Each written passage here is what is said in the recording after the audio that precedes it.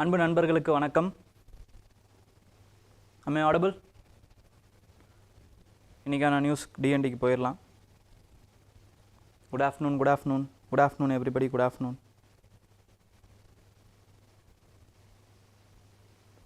Super. So we shall start now. ஓகேங்க.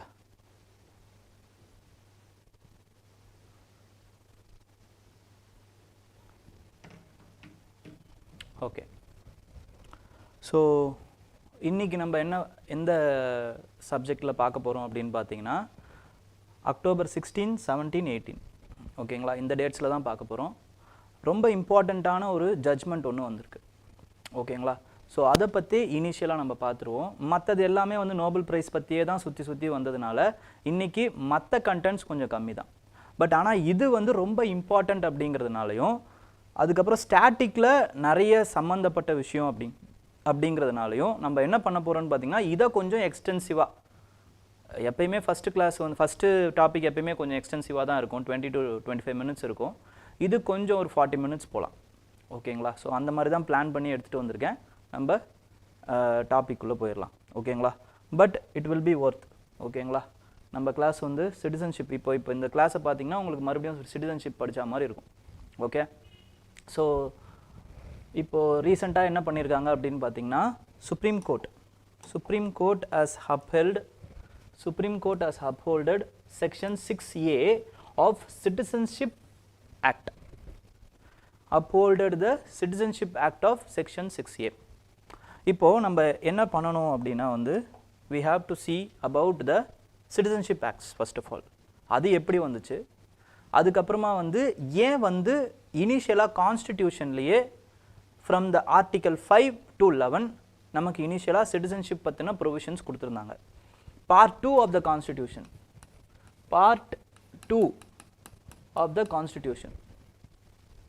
ஓகேங்களா. Part 2 of the constitution which contains article 5 to 11 deals about the citizenship of India ஓகேங்களா. எந்த கான்ஸ்டிடியூஷன்லேயே இல்லாத ஒரு விஷயம் இது ஓகேங்களா. எந்த கான்ஸ்டிடியூஷன்லேயுமே என்ன பண்ணியிருப்பாங்கன்னா சிட்டிசன்ஷிப் யாருக்கு அப்படின்ட்டு கான்ஸ்டிடியூஷன்லேயே சொல்ல மாட்டாங்க. It will be dealt by parliament only. பார்லிமெண்ட்டோ இல்லை அந்த நாட்டுடைய அந்த லெஜிஸ்லேட்டிவ் பாடி தான் தீர்மானிக்கும். பட் நம்ம ஏன் இந்த கமென்ஸ்மெண்ட் ஆஃப் த கான்ஸ்டிடியூஷனில் இவங்கெல்லாம் சிட்டிசன் அப்படின்னு சொல்ல வேண்டிய அந்த இது ஏன் வந்தது அப்படின்னு பார்த்தீங்கன்னா because of partition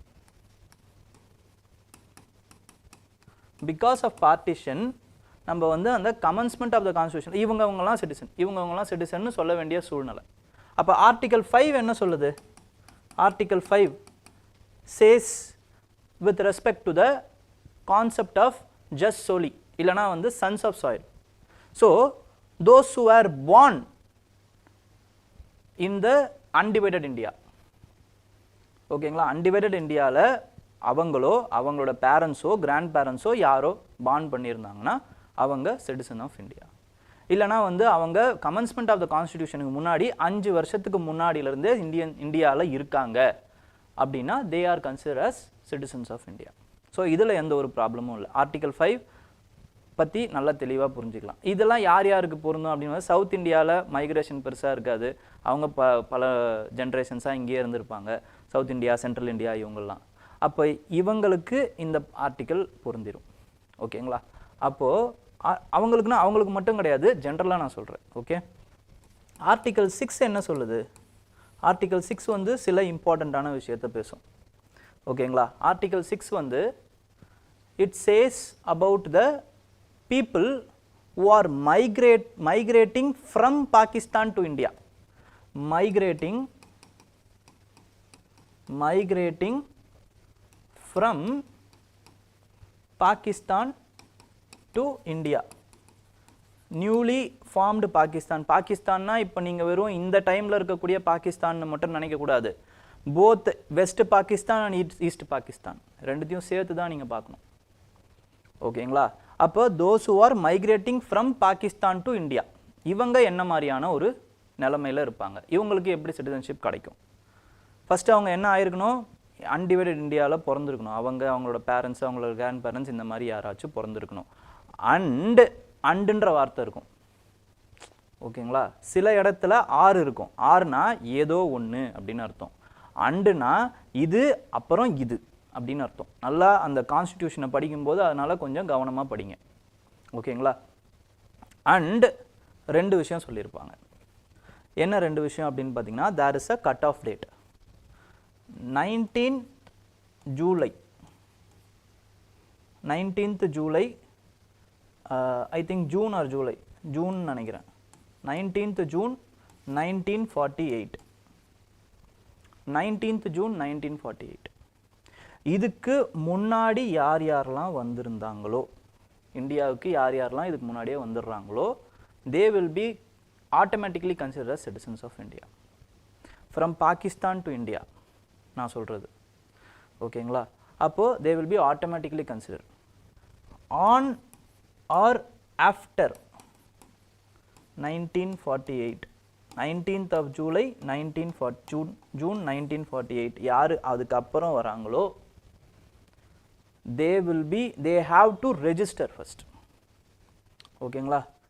Indian officers கிட்ட they have to register பண்ணி they have to remain in India for 6 months, at least 6 months during the commencement of the constitution. இதுதான் இம்பார்ட்டன்ட். அடுத்து during the commencement of the constitution. அப்போ commencement of the constitution எப்போ வருது? 26th January 1950. 26th January 1950 commencement of the constitution. அப்போ இதிலிருந்து ஒரு 6 மாதம் முன்னாடியாவது அவங்க இருந்திருக்கணும். அப்படின்னா என்ன அர்த்தம்? அட்லீஸ்ட் 26th ஜூலை 1949க்கு on or before they should have come here. அதுக்கப்புறம் வந்தவங்க they are not eligible. So this constitution, this article has a temporal limit. They are fixing a temporal limit.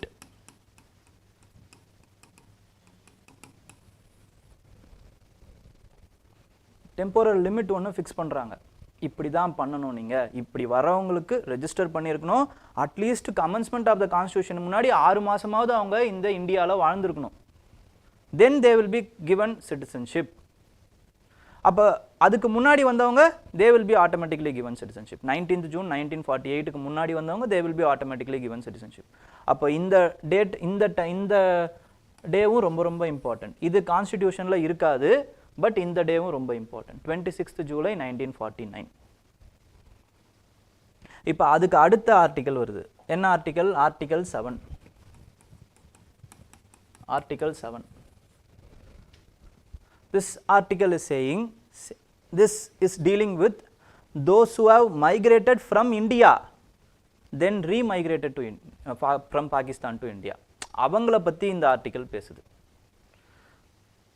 It is about those who have migrated from India to Pakistan. அவங்க போயிட்டாங்க. திருப்பி அவங்க என்ன நினைக்கிறாங்கன்னா, நம்ம நினச்சி வந்த பாகிஸ்தான் இது கிடையாது, அப்போ நம்ம திருப்பி நம்மளோட இடத்துக்கே போயிடலாம். அப்போ அந்த மாதிரி சில பேர் இருப்பாங்கள்ல, அவங்கள பற்றி பேசுகிறது இந்த ஆர்டிக்கல் 7. அப்போ என்ன சொல்லுது இந்த ஆர்டிக்கல் 7 அப்படின்னு பார்த்தீங்கன்னா, those who have migrated on or before 1st March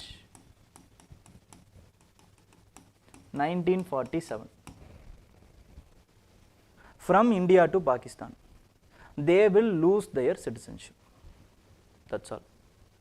ஓகேங்களா? இதுக்கப்புறம் on or before 19 on before or after எப்போ போனாலுமே சரி.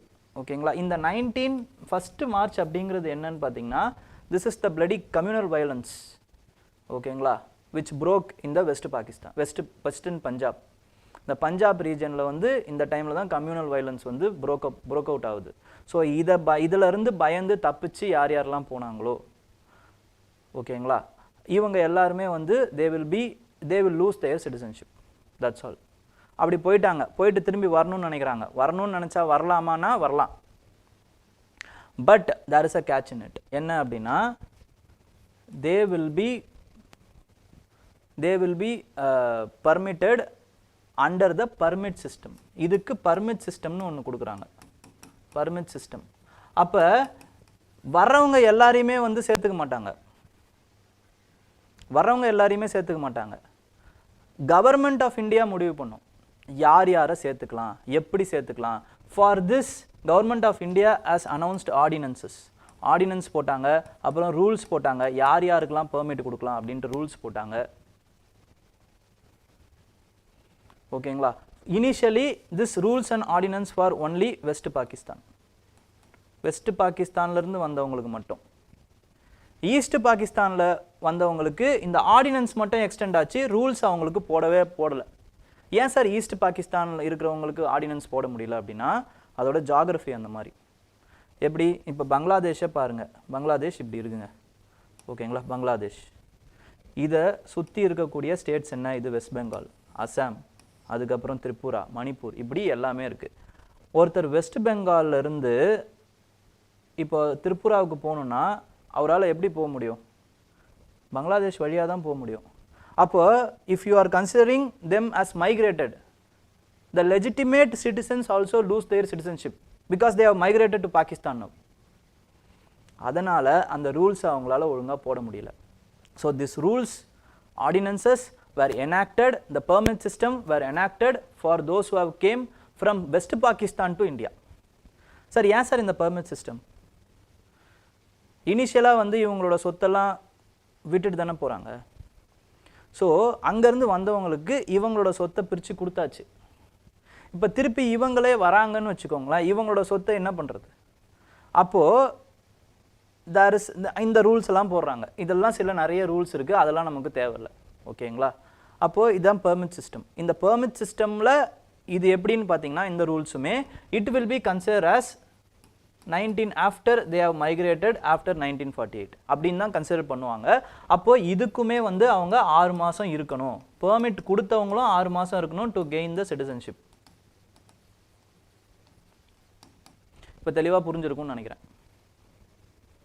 ஓகேங்களா. அப்போ 5th article, 6th article, 7th article. 5th article it is about jus soli, sons of soil. Second, 6th article, those who have migrated from Pakistan to India. அது easy, அது ஒன்றும் problem இல்லை. 7th article is dealing with those who have migrated from India to Pakistan, then again from Pakistan to India. They have been registered as under the permit system. இவங்களுக்கு மட்டும்தான் permit system. நேரடியாக பாகிஸ்தான்லேருந்து இந்தியாவுக்கு வந்தவங்களுக்கு வெறும் registration மட்டும்தான். But that also these two as temporal limits, இதுக்கும் அதே பொருந்தும்.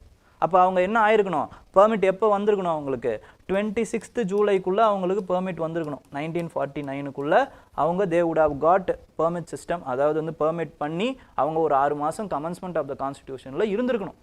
தென் they would have automatically gained the citizenship of India. And then again there is a 10th article ஒன்று இருக்குது. 9th ஆர்டிக்கல் இதில் பெருசாக இம்பார்ட்டன்ட் இல்லை. ஓகேங்களா. 10th ஆர்டிக்கல் ஒன்று இருக்குது. 10th article என்ன சொல்லுது, it is saying about this, they will continue as a citizen. Those who have gained the citizenship and the commencement of the constitution, they will be continued as a citizen till the parliament enacts law. parliament வந்து ஒரு லாவை enact பண்ணுற வரைக்கும் they will continue as a citizen. அவ்வளோதான்.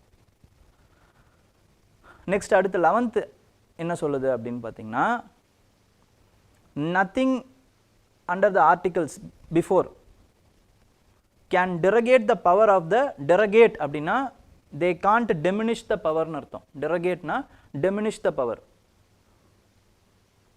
or reduce the power னு அர்த்தம் of the parliament to enact the law about citizenship. இதான் 11th article சொல்லுது, article 11 சொல்லுது. அப்போ parliament has the overriding power above the article 5, 6, 7. ஆர்டிக்கலை எப்படி வேணாலும் மாற்றலாம் பார்லிமெண்ட் நினச்சா. இப்போ பார்லிமெண்ட் என்ன பண்ணுறாங்க, 1955ல் they are enacting Citizenship Act. Parliament is enacting 1955, they are enacting Citizenship Act. The Citizenship Actல how a citizen can gain a citizenship. ஒரு மனுஷன் எப்படி வந்து இந்தியாவுடைய பிரஜையாக மாற முடியும் த்ரூ 5 மெத்தட்ஸ் அப்படின்றாங்க. ஓகேங்களா, அது உள்ள டீப்பராக போக விரும்பல, பட் அந்த இது மட்டும் சொல்லிடுறேன். By birth, by descent, by naturalisation, by registration, by if government of India is acquiring a new territory. இந்த 5 மெத்தட் மூலமாக அவங்களால வந்து சிட்டிசனாக ஆக முடியும், சிட்டிசன் ஆஃப் இந்தியாவாக ஆக முடியும். செகண்ட், அவங்களால எப்படியெல்லாம் அந்த சிட்டிசன்ஷிப்பை இழக்க முடியும்? 3 மெத்தடில் இழக்க முடியும். பை டெர்மினேஷன், ரெனுன்சியேஷன், டெப்ரிவேஷன் இப்படின்ட்டு சொல்லிடுறாங்க. But Assam case is a unique case. அசாமில் என்ன ஆகுது அப்படின்னு பார்த்தீங்கன்னா, நீங்கள் இப்போ கொஞ்சம் ஹிஸ்ட்ரிக்கு போனீங்க அப்படின்னா வந்து ட்ரீட்டி ஆஃப் யாண்டபோ அப்படின்னு ஒரு ட்ரீட்டி இருந்துச்சு. ட்ரீட்டி ஆஃப் யாண்டபோ இது எப்போ வந்தது இந்த ட்ரீட்டி அப்படின்னா, it was enacted in the 26th January, I think January 1826. 1826 இந்த ட்ரீட்டி ஆஃப் யாண்டபோ வந்துச்சு between the Burma and English East India Company. அப்போ பர்மா கிட்டேருந்து இவங்க என்ன பண்ணுறாங்க அப்படின்னு பார்த்தீங்கன்னா, பர்மீஸ் அஹோம் கிங்டம் கிட்டேருந்து கேப்சர் பண்ண அந்த டெரிட்டரிஸை they are now making it as, they are transferring it to English East India Company, which is nothing but Assam. அஸ்ஸாமும் கொடுக்குறாங்க இப்போ. அப்போது வெஸ்ட்டு ஈஸ்டர்ன் பெங்கால்லாம் இருக்குது பார்த்தீங்களா, ஈஸ்ட் பெங்கால்னா பெங்கால் ப்ராவின்சஸில் இவங்களோட மணி லேண்டர்ஸாக இருக்கட்டும், அதுக்கப்புறம் லேண்ட்லார்ட்ஸாக இருக்கட்டும், இவங்களுக்குலாம் இப்போ ஆல்ரெடி தே ஹவ் ரெலங்க்விஷ்ட் த லேண்டே கிடையாது. இப்போ லேண்ட் இல்லாதனால எல்லாருமே என்ன பண்ணுறாங்கன்னா, for investment and for supplying, ஓகேங்களா, they are going to Assam. பெங்காலில் இருக்க பாப்புலேஷன் அந்த டைம்லேருந்தே பெங்காலில் இருக்க பாப்புலேஷன் அசாமுக்கு போகிறாங்க. அப்போதுலேருந்தே என்ன ப்ராப்ளம் அப்படின்னு பார்த்தீங்கன்னா, அசாம் மக்கள்கிட்ட நம்மளோட unique culture is getting affected by the Bengali immigrants. Bengali outsiders வந்து நம்மளோட யூனிக் கல்ச்சரை பாதிக்கிறாங்க. அப்போ இது எப்போ அக்ரவேட் ஆகுது அப்படின்னு பார்த்தீங்கன்னா, after the formation of east Pakistan. East பாகிஸ்தான்லேருந்து அசாமுக்கு ஏன் ரொம்ப அதிகமாக போகிறாங்க அப்படின்னா, வெஸ்ட் பாகிஸ்தானில் இருக்கக்கூடிய பொலிட்டிக்கல் எலைட்ஸ் இதை டெலிபரேட் பாலிசியாகவே வைக்கிறாங்க.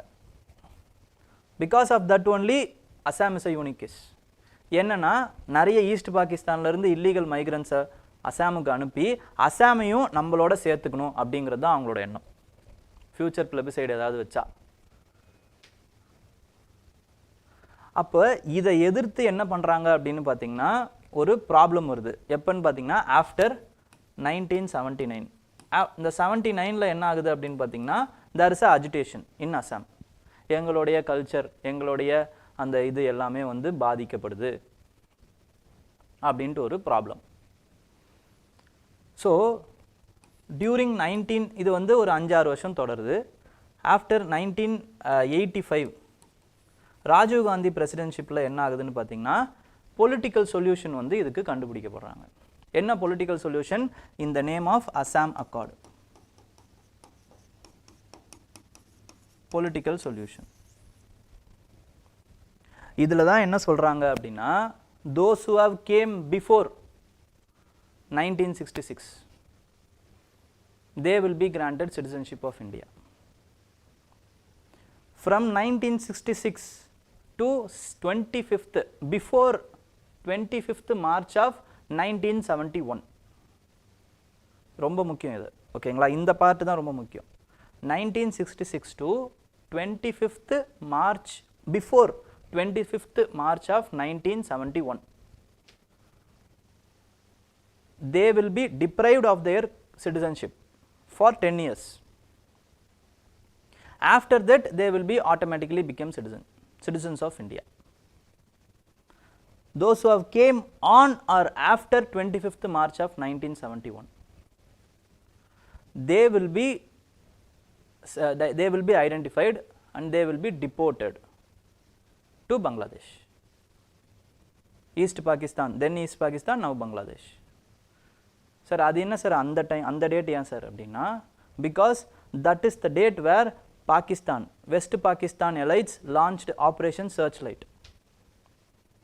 ஓகேங்களா? பங்களாதேஷ் அப்படிங்கிற அந்த ஒரு நாடு ஃபார்ம் ஆகிடக்கூடாது அப்படிங்கிறதுக்காக என்ன பண்ணுறாங்க அப்படின்னா, சில யாரெல்லாம் பங்களாதேஷ் இல்லைனா வந்து தனித்து போகிறோம் அப்படின்னு சொல்கிறவங்கள சர்ச் பண்ணி அவங்கள கொல்றதுக்கு Operation Searchlight was initiated by the army of West Pakistan. So அதுக்கப்புறம் வரவங்க வேற, அதுக்கு முன்னாடி வந்தவங்க வேற அப்படின்னு பிரிக்கிறாங்க. அப்போ இவங்களை எப்படி ஐடென்டிஃபை பண்ணுறது? Through NRC, national registration, register of citizenship. அப்போ இவங்க லிஸ்ட்டில், என்ஆர்சி லிஸ்ட்டில் யாரெல்லாம் இருக்காங்களோ அவங்களாம் சிட்டிசன்ஸ். அப்படி இல்லை அப்படின்னா தே வில் பி செக்டு. அவங்களுடைய ஐடென்டிஃபிகேஷன் இதுவை பார்ப்பாங்க. அதுக்கப்புறமா வந்து அவங்களில் யாருக்கெல்லாம் வந்து இல்லையோ அவங்களாம் வெளில துரத்திப்படுவாங்க. அப்போ இதுக்கு என்ன பண்ணுறாங்க? 1983 there is a act, Illegal Immigrants Act, which was particular to Assam. அசாமுக்கு மட்டும் இந்த மாதிரி இருந்துச்சு. மற்றவங்கலாம் இல்லீகல் இமிகிரன்ஸானு கண்டுபிடிக்கிறதுக்கு ஃபாரினர்ஸ் ஆக்ட் இருந்துச்சு. Foreigners act 1946. இந்த ஆக்ட் வச்சே கண்டுபிடிக்கிறாங்க. அசாமுக்கு மட்டும் இல்லீகல் இமிகிரன்ஸ் ஆக்ட்னு ஒரு 1983 ஒரு ஆக்ட் போடுறாங்க. ஆனால் இதில் 2 இம்பார்ட்டண்ட்டான விஷயம் இருக்குது. என்ன அப்படின்னா, இதில் burden of proof falls under the illegal immigrants. Immigrants தான் வந்து ப்ரூவ் பண்ணணும் நான் வந்து இங்கேயே இருக்கிறவன் அப்படின்ட்டு. Illegal immigrants act of Assam which is extended to Assam, அதில் வந்து பார்த்தீங்கன்னா பர்டன் ஆஃப் ப்ரூஃப் யார் மேலே அப்படின்னு சொல்லலை. So it is assumed that government should prove that this person is illegal immigrant அப்படின்ட்டு. ஸோ இங்கே ப்ராப்ளம் வருது மறுபடியும்.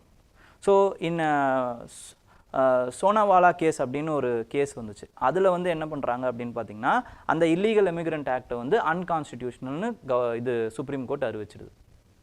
ஓகேங்களா? அது ஏன்றதை நான் அப்புறம் சொல்கிறேன். ஓகேங்களா? இப்படி பஞ்சாயத்து போயிட்டே இருக்குங்க.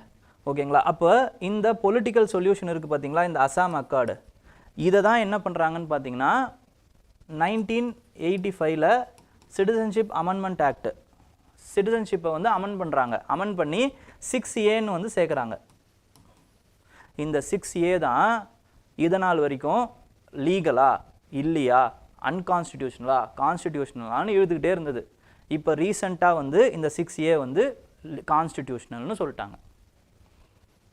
ஓகேங்களா? அப்போ ஏன் வந்து இந்த 6A வந்து அன்கான்ஸ்டிடியூஷனல் இல்லைனா வந்து ஃபஸ்ட்டு ஏன் வந்து இது அன்கான்ஸ்டிடியூஷனல்னு நினச்சாங்க அப்படின்னு பார்த்தீங்கன்னா, அதுக்கு ஒரு 5 இம்பார்ட்டண்ட்டான விஷயம் இருக்குங்க. அது என்னன்றதை நம்ம பார்ப்போம்.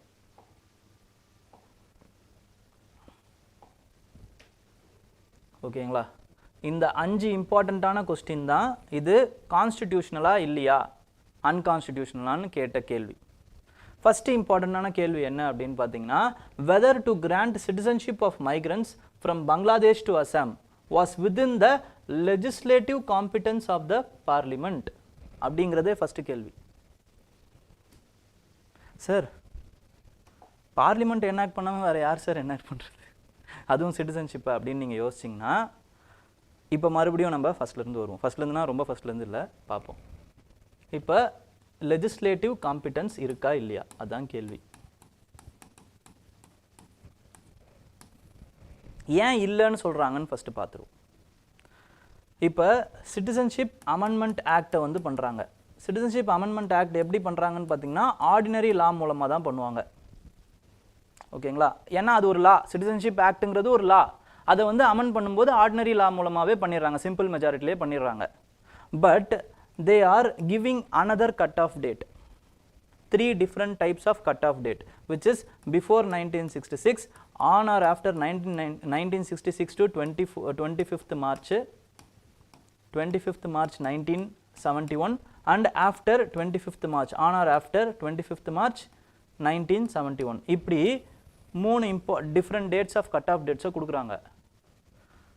அப்போ what you are doing, you are tweaking the already cut-off date which was provided in the article 6 and 7 of the constitution. So what you are doing is, you are tweaking the constitution, you are amending the constitution, but through a ordinary law. So this is where the problem lies. இப்போ இது நியாயமா இல்லையா, இப்போ legislate இந்த மாதிரி parliament பண்ண முடியுமா முடியாதா, இது தப்பா இல்லையா அப்படின்னு கேட்குறாங்க. அப்போ ஜட்ஜஸ் என்ன சொல்கிறாங்க அப்படின்னு பார்த்தீங்கன்னா,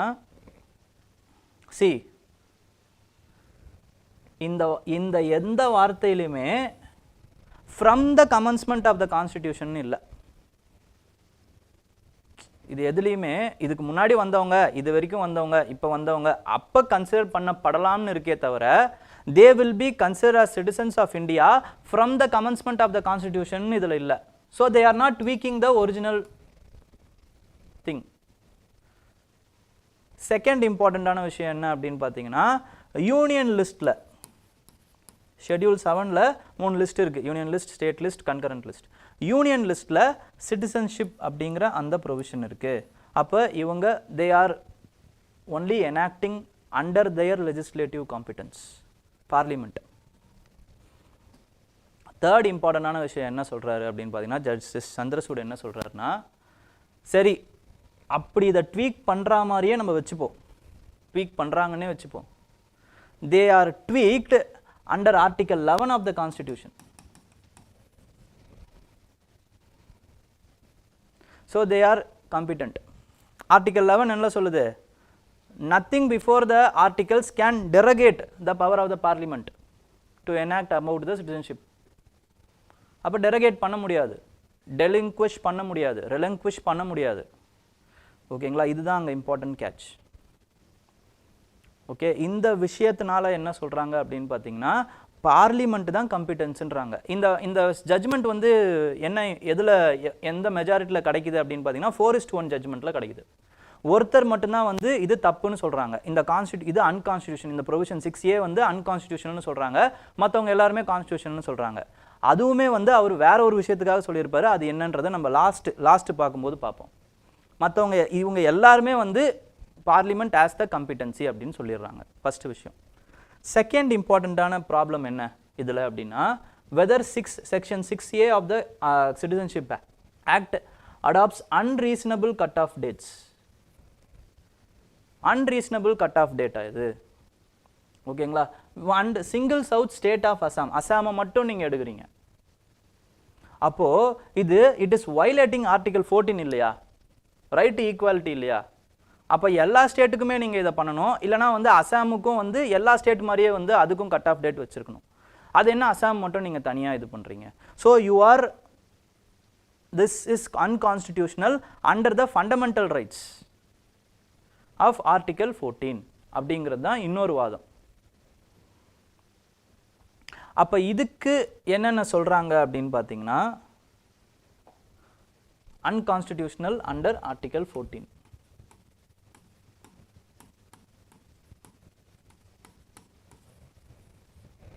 Why you have singled out Assam?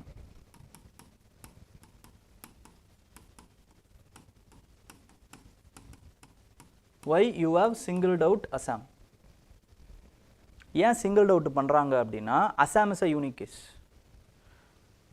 Even though Assam is sharing only 263 kilometers of the border, the illegal immigrants which have been found from Bangladesh to Assam is nearly 40 lakhs. Nearly 40 lakhs. Even though it is sharing only 263 kilometers of the Bangladesh India border. Other cases la West Bengal மட்டும்தான் வந்து அதிகமா இருக்கு, 57 lakhs. 57 lakhs illegal immigrants இருக்காங்களே தவிர்த்து மற்ற எல்லாத்துலேயுமே வந்து less than தௌசண்ட்ஸில் தான் இருக்காங்க. ஓகேங்களா? திரிபுராலேயோ இல்லை மணிப்பூர்லேயோ மிசோரம்லேயோ இவங்க எல்லாமே வந்து மேகாலயாலேயோ இங்கே எல்லாமே வந்து எல்லாமே 20,000, 10,000, 30,000 இப்படி தான் இருக்காங்க. So Assam is a unique case. So we are singling out Assam. Second இம்பார்ட்டண்டான விஷயம் என்ன அப்படின்னு பார்த்தீங்கன்னா, arbitrary cut-off date. Arbitrary cut-off date. அது என்ன cut-off?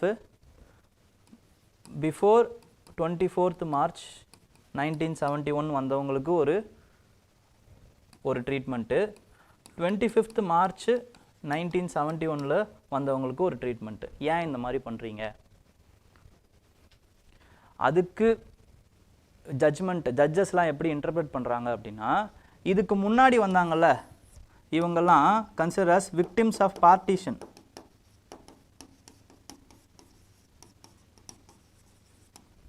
Victims of partition. இதுக்கு அப்புறம் வர்றாங்கல்ல இவங்கெல்லாம் யாருன்னு பார்த்தீங்கன்னா விக்டிம்ஸ் ஆஃப் ஜெனோசைடு.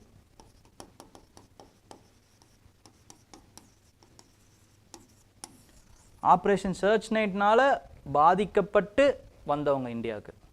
அப்போ they are rightly called as illegal immigrants தான். ஓகேங்களா?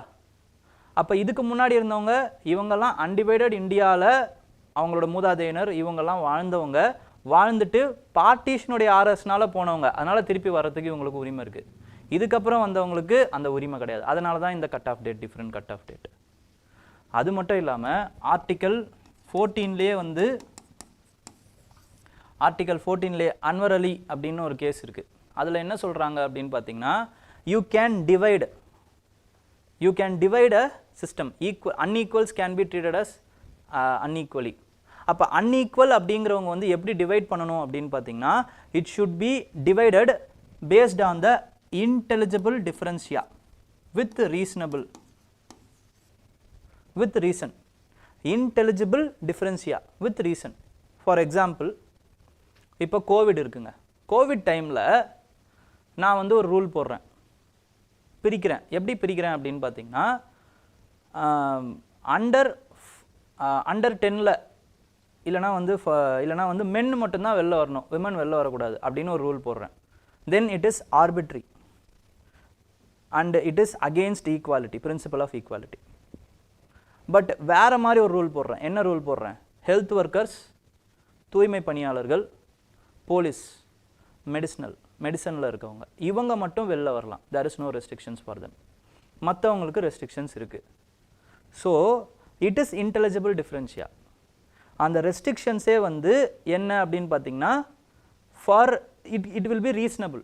ஏன் ரீசனபிள்? இவங்க ட்ரீட் பண்ணணும், இவங்க தான் தூய்மை பணியாளர்கள்லாம் வந்து பெருக்கணும், ஓகேங்களா? போலீஸ் தான் டிராஃபிக்கை கண்ட்ரோல் பண்ணணும், மற்ற எல்லா விஷயத்தையும் பண்ணணும். அப்போ இவங்க மட்டும் வெளில வரலாம், மற்றவங்க வெளில வரக்கூடாது. அதே மாதிரி தான் சார் இதுவும். ஓகேங்களா? அப்போ Assam is a different case.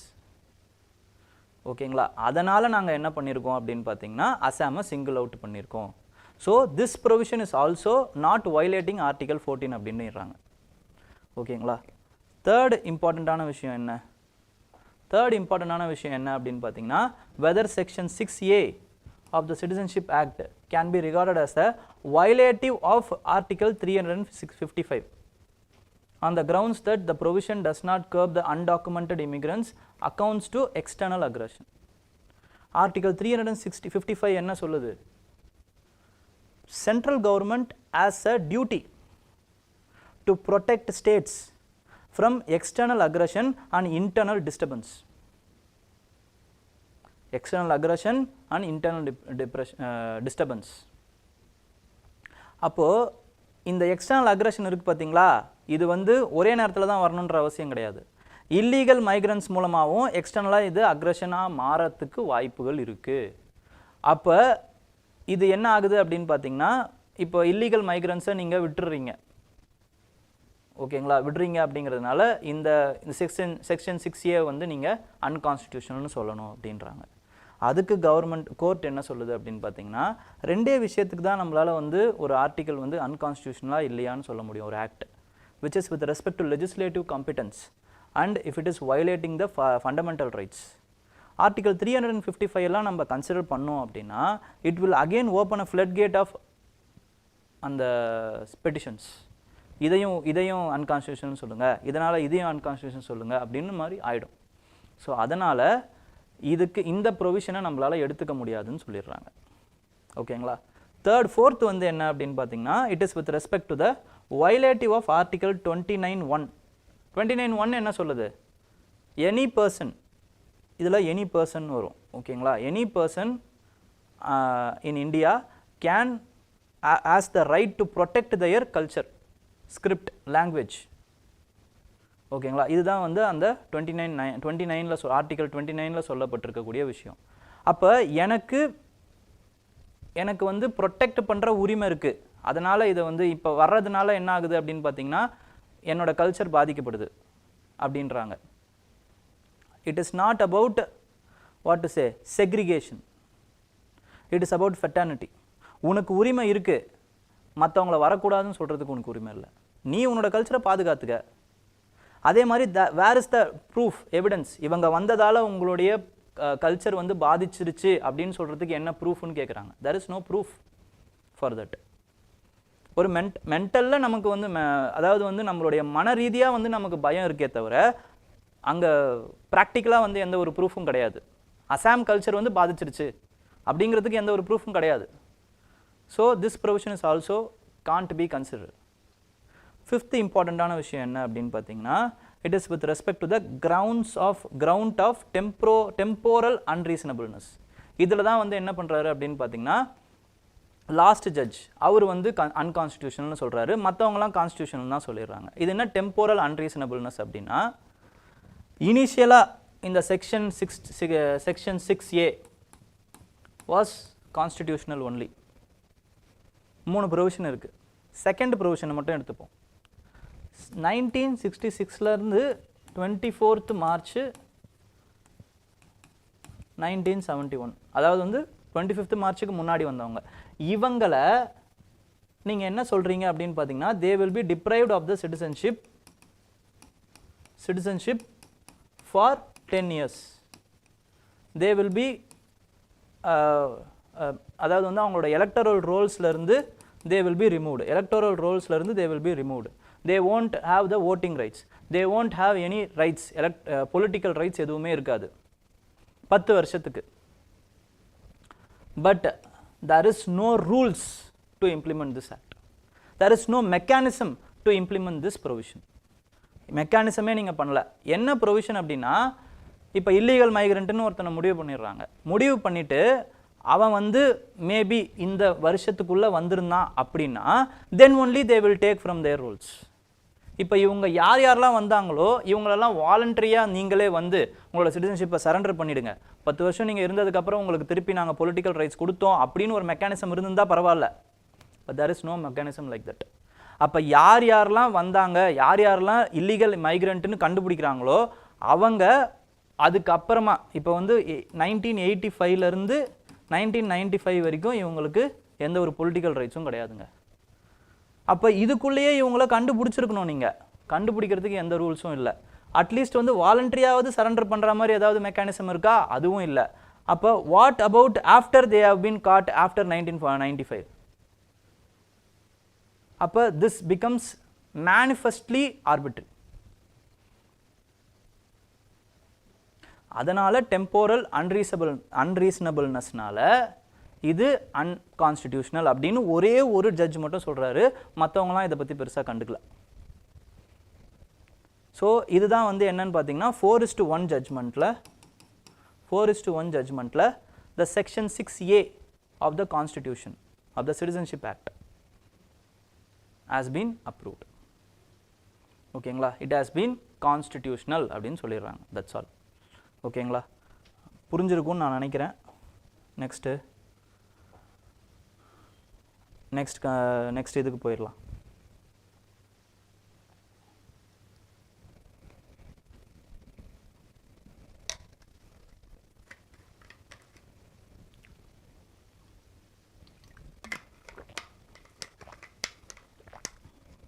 Any doubts? இதில் ஏதாவது டவுட்ஸ் இருக்குங்களா?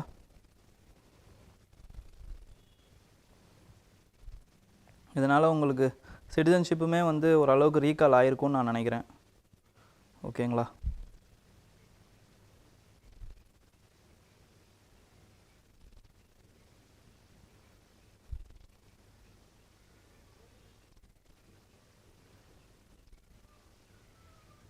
ஓகே, ஜூலை 19. ஓகேங்களா? ஜூன் கிடையாது, July. Very sorry.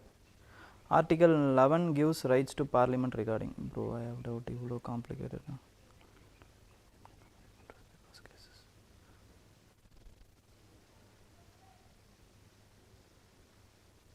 Okay, super. இப்போ நம்ம அடுத்த இதுக்கு போயிடலாம். இது எப்படி ஞாபகம் வச்சுக்கிறதுனா, இந்த கிளாஸஸை ஒரு 2 வாட்டி பாருங்கள். எனக்குமே ஜூலை ஜூன்லாம் மறந்துச்சு. ஸோ அதெல்லாம் பெருசாக ஞாபகம் இருக்கணுன்ற அவசியம் கிடையாது. பட் அந்த கான்செப்ட் வந்து ஞாபகம் இருக்கணும். ஓகேங்களா? ஸோ இப்போ பார்ப்போம், reimagining access to justice. Reimagining access to justice அப்படின்னும் போது the idea of third party litigation funding.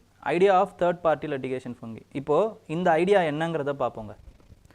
இப்போது ஒரு சாதாரண ஒரு புவர் ஃபேமிலியில் இல்லை ஒரு ட்ரைபல் கம்யூனிட்டி இருக்காங்க, அவங்களுக்கு mining mafia versus mining mafia அப்படின்னா இவங்களை எதிர்த்து சண்டை போட முடியாது. சண்டை போட முடியாதுன்னா த்ரூ கேசஸ். ஒரு சாதாரண ஒரு ஷாப்கீப்பர் இருக்கார், இ-காமர்ஸ் இண்டஸ்ட்ரி எதிர்த்து இவரால் எந்த ஒரு கேஸும் போட முடியாது. அப்போ ரொம்ப விளிம்பு நிலை மக்கள் versus those who are very high in economic, இவங்க ரெண்டு பேருக்கும் வந்து கேஸுன்ற ஒன்று ஆரம்பிக்கிறதுக்கு முன்னாடியே முடிஞ்சிடும் ஏதாவது சண்டை வந்துச்சு அப்படின்னா. அப்போ இதில் தான் என்ன ஆகுதுன்னு பார்த்தீங்கன்னா, இவங்க பக்கம் நியாயம் இருக்குது, இவங்களுக்கு நிறைய இது காம்பன்சேஷனும் வரும், கேஸ் நடந்தால் வரும் அப்படிங்கிற ஒரு சுச்சுவேஷன் இருக்குதுன்னு வச்சுக்கோங்களேன். Then only this idea of third party funding litigation kicks in to play.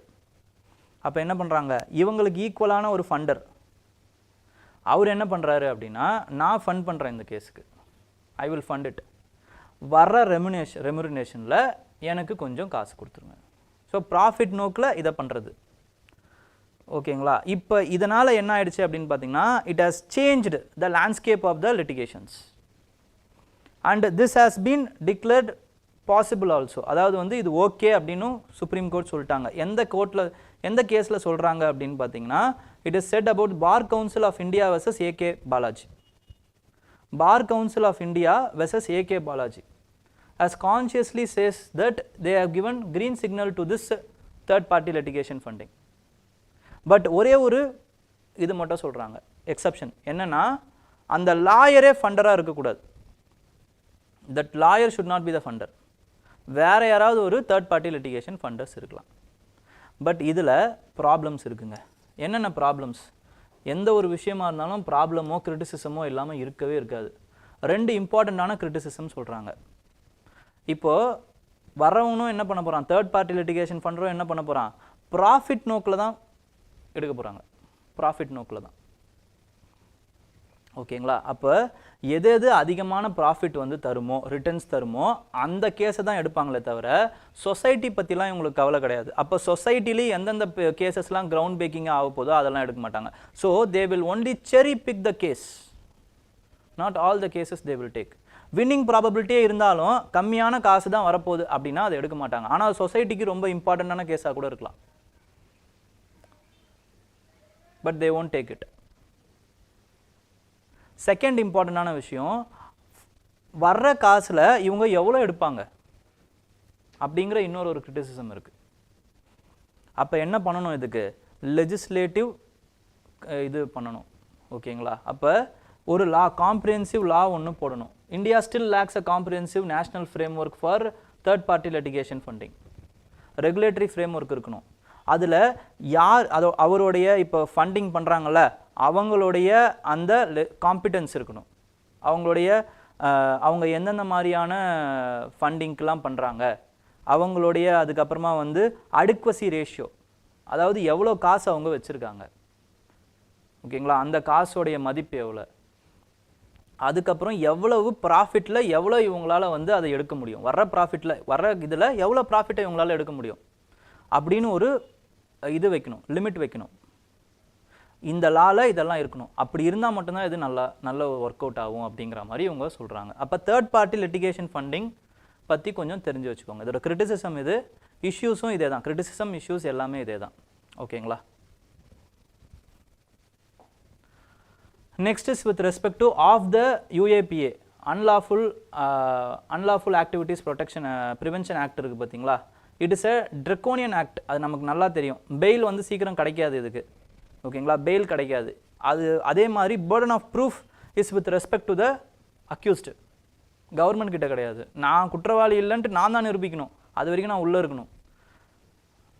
இதுவும் போய்கிட்டே இருக்கும். நான் உள்ளே இருக்கிற வரைக்கும் பெயில் சீக்கிரம் கிடைக்காது.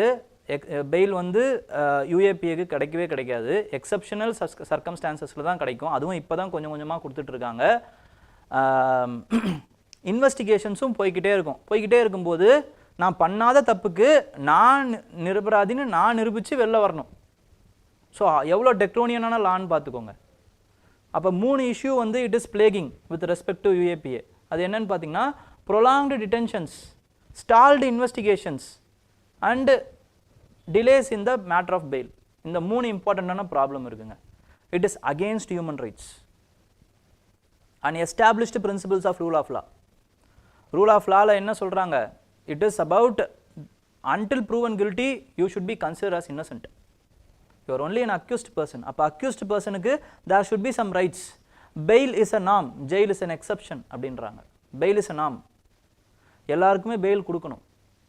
இன்வெஸ்டிகேஷன் போற வரைக்கும் ஒருத்தன் accused அப்படிங்கிறதுனால அவன் வெளில தான் இருக்கணும். Maybe his movement can be restricted. வெளில போக கூடாது, பர்மிஷன் இல்லாம வெளிநாட்டுக்கு தப்பிச்சு போயிட கூடாது அப்படிங்கிற அந்த movement can be restricted. But bail should be the norm. Jail should be restricted. Jail should be an exception. அப்ப இங்க என்ன ஆகுது? Delays in investigation. இதனால fundamental rights பாதிக்கப்படுது. Acquittal conviction ரேட்டும் கம்மியா இருக்கு. அதே மாதிரி இன்வெஸ்டிகேஷனும் கம்மியா இருக்கு. இப்போ ஃபார் எக்ஸாம்பிள் இங்க பாருங்க. இது சார்ட் நம்பர் 1. இதுல பாத்தீங்க அப்படினா these are the numbers which the investigations are pending. 2022 வரைக்குமான நிலைமை இது. ஓகேங்களா? இதுல மர்டர் கேसेस பாருங்க, இன்வெஸ்டிகேஷன் எவ்வளவு இருக்கு? 12%. பாஸ்போர்ட் ஆக்ட், அதுக்கு அப்புறம் UAPA ஆக்ட். மொத்தம் 4000 கேसेसல 2000 கேसेस இன்வெஸ்டிகேஷன்லயே நிக்குது, இன்வெஸ்டிகேஷன் லெவல்லயே நிக்குது. ஓகேங்களா? அதுக்கு அப்புறம் அடுத்து இந்த இதுக்கு வாங்க, சார்ட் 2க்கு வாங்க. சார்ட் 2ல வந்து பாத்தீங்க அப்படினா ஏன் இந்த சார்ட்லாம் பார்க்கறோம் அப்படினா இதெல்லாம் நீங்க உங்களோட ஆன்சர்ல இந்த சார்ட்ஸ்லாம் போடலாம். ஓகேங்களா? அதுக்காக தான் இந்த சார்ட்லாம் நீங்க இந்த மாதிரி யூஸ் பண்ணிக்கோங்க. Okay? So UAPA cases pending investigation ஒவ்வொரு வருஷமும் இன்க்ரீஸ் ஆயிட்டே தான் இருக்கு. மேல போயிட்டே இருக்கு. 34, 44, 51, 50 அப்படின்ட்டு. இங்க வாங்க. People's arrested பாருங்க. அரெஸ்ட் பண்ற ஒரு 3000 பேருக்கு சார்ஜ் ஷீட்டே போடல. அரெஸ்ட் பண்ணவங்கல நிறைய பேர் டிஸ்சார்ஜ் ஆயிருக்காங்க, அதுக்கு அப்புறம் அக்விட் ஆயிருக்காங்க. எவ்வளவு பேர் அக்விட் ஆயிருக்காங்க பாருங்க. கன்விக்ஷன் ரொம்ப கம்மியா இருக்கு. அப்ப these cases maximum are political casesங்கிறது தான் எக்ஸ்பர்ட்ஸோட அக்யூசேஷன். அப்ப this law should be draconian law should be taken down. Bail எல்லாருக்கும் கொடுக்குற மாதிரியான லாவா போடணும் அப்படிங்கிறது தான் இப்போ இம்பார்ட்டன்ட்டான விஷயம். ஓகேங்களா? நெக்ஸ்ட் அடுத்து வந்து with respect to growing population. Yield can't be sole indicator for the agriculture. இப்போ இதுக்கு முன்னாடிலாம் வந்து ஒரு அக்ரிகல்ச்சர் மகசூல் அப்படின்னு சொல்லுவாங்க. அந்த மகசூல் வந்து ரொம்ப அதிகமா இருக்கு அப்படிங்கறத நம்ம எப்படி இது பண்ணோம் அப்படினா இவ்ளோ ஏக்கர் இருக்கு அப்படினா எவ்வளவு கேஜி நமக்கு வந்துச்சு, அறுவடை பண்ணதுல எவ்வளவு கிலோகிராம்ஸ் வந்தது அப்படிங்கறத வச்சு தான் நம்ம அந்த ஈல்ட சொன்னோம். ஏன் அந்த டைம்ல சொன்னோம்? அந்த டைம்லலாம் வந்து லேண்ட் தான் ஒரு இம்பார்ட்டன்ட்டான ஸ்கார்ஸான மெட்டீரியல். அப்ப அதனால வெறும் அந்த லேண்டை வச்சு மட்டும் நம்ம மகசூலை பார்த்தோம். இப்போ அந்த மாதிரி கிடையாது, எல்லாமே ஸ்கார்ஸ் ஆயிடுச்சு. இன்புட் காஸ்ட்ல இருந்து, லேபர்ல இருந்து, ஃபார்மர்ஸ்ல இருந்து, அதுக்கப்புறம் நியூட்ரிஷனல் இதுல இருந்து எல்லாமே, ஃபர்டிலைசர்ல இருந்து எல்லாமே வந்து ஸ்கார்ஸ் ஆயிடுச்சு. வாட்டர்ல இருந்து எல்லாமே ஸ்கார்ஸ் ஆயிடுச்சு. அப்ப இன்னமும் அதே மாதிரியே நீங்க ஈல்ட வச்சிருக்க கூடாது அப்படிங்கறாங்க. ஓகேங்களா? இது எதனால இந்த நியூஸ் வருது அப்படின்னு பாத்தீங்கன்னா வேர்ல்டு ஃபுட் டே. இது சம்பந்தமான அந்த ஆர்டிகல்ஸ் வந்து அன்னைக்கு ஒரு 3 ஆர்டிகல்ஸ் வந்துச்சு. எல்லாமே இம்பார்ட்டண்டா இருந்துச்சு. நம்ம அது எல்லாத்தையுமே ஒவ்வொன்றா பார்த்துருவோம். ஓகேங்களா? இப்போ இந்த ஈல்டுக்கு மட்டும் நம்ம வந்து நிறைய மகசூல் வேணும், நிறைய அந்த குவாலிட்டியில நிறைய வேணும் குவான்டிட்டியில நிறைய வேணும் அப்படிங்கிறதுனால நம்ம குவாலிட்டியை என்ன பண்ணிடுறோம்னா காம்ப்ரமைஸ் பண்ணிடுறோம். குவாலிட்டி அப்படி குவாலிட்டின்னா என்னன்னா நியூட்ரிஷனல் நீட்ஸ். இப்போ அதிகமான மகசூல் பண்ற அந்த கேட்டகரி ஆஃப் சீட்ஸை தான் நம்ம என்ன பண்றோம்னு பார்த்தீங்கன்னா எல்லாருக்கும் கொடுக்குறோம். பட் அந்த மாதிரி கொடுக்கறதன் மூலமா நியூட்ரிஷனல் செக்யூரிட்டி அங்கே இருக்கா? அந்த சீடுக்குள்ள, அந்த அரிசிக்குள்ள, விளையிற அரிசியில, பருப்புல, கோதுமையில எல்லாத்துலேயும் இருக்கான்னா அந்த நியூட்ரிஷனல் செக்யூரிட்டி கம்மியாயிட்டே இருக்கு. அதிகமான ஈல்டு கொடுக்குது, ஆனால் நியூட்ரிஷனல் செக்யூரிட்டி கம்மியாயிடுச்சு. அப்போ நம்ம சாப்பிட்றதுலாம் என்ன சக்க மாதிரி சாப்பிட்டுக்கிட்டு இருக்கோம். பசி குறைஞ்சிடுச்சு, ஆனால் நியூட்ரிஷனல் தேவை ஃபார் த பாடி அது குறையல. இந்த கான்செப்டுக்கு பேர் தான் என்ன சொல்லுவாங்கன்னா ஹிடன் ஹங்கர் அப்படின்னு சொல்லுவாங்க. ஹிடன் ஹங்கர் அதாவது பசி இல்லை எனக்கு, ஆனால் உடம்புக்கு தேவையான சத்தும் உடம்புக்கு இல்லை. பசிக்கு சாப்பிட்றீங்க, சாப்பிட்றது எதுக்கு? உடம்புக்கு நியூட்ரிஷன் தேவை அப்படிங்கிறதுக்காக தான். ஆனால் நீங்கள் என்ன பண்ணுறீங்க? வெறும் பசியை மட்டும் அடக்கிக்கிறீங்க. இப்போ ஃபார் எக்ஸாம்பிள் சமோசா சாப்பிட்றீங்கன்னு வச்சுக்கோங்க. அப்படி சாப்பிடும்போது அந்த பசியை அடைக்கணும் சமோசா. ஆனால் அதனால் ஒரு பிரயோஜனமும் கிடையாது உங்களுக்கு. டயபெட்டிஸ் வர்றது தான் மிச்சம். டேஸ்ட்டுக்கு ஒன்றா 2-3 ஒரு மாதத்துக்கு ஒரு வாட்டி சாப்பிட்லாமே தவிர்த்து எப்பயுமே சாப்பிட்டுக்கிட்டே இருக்கீங்க, சாப்பிட்டு தண்ணி குடிக்கிறீங்கன்னா உங்களுக்கு உடம்புக்கு எந்த ஒரு நியூட்ரிஷனும் போகாது. This is called as hidden hunger. அப்போ என்ன பண்ணுறாங்க இதை போக்குறதுக்கு அப்படின்னா ஃபோர்ட்டிஃபிகேஷன் பண்ணுறாங்க. ஃபுட் ஃபோர்ட்டிஃபிகேஷன் இல்லை, பயோ ஃபோர்ட்டிஃபிகேஷன் அப்படின்னு சொல்லுவாங்க. ஜிங்க், ரைஸில் ஜிங்கை கலப்பாங்க. சால்ட்டில் என்ன பண்ணுறாங்க, அயோடினை கலக்கிறாங்க. அயோடினைஸ்டு சால்ட், அயோடின் சால்ட்டுன்னு சொல்கிறாங்கல்ல, சால்ட்டில் அயோடினை கலப்பாங்க, அயோடின் உப்பு அப்படின்ட்டு. அதுதான் ஃபுட் ஃபோர்ட்டிஃபிகேஷன்.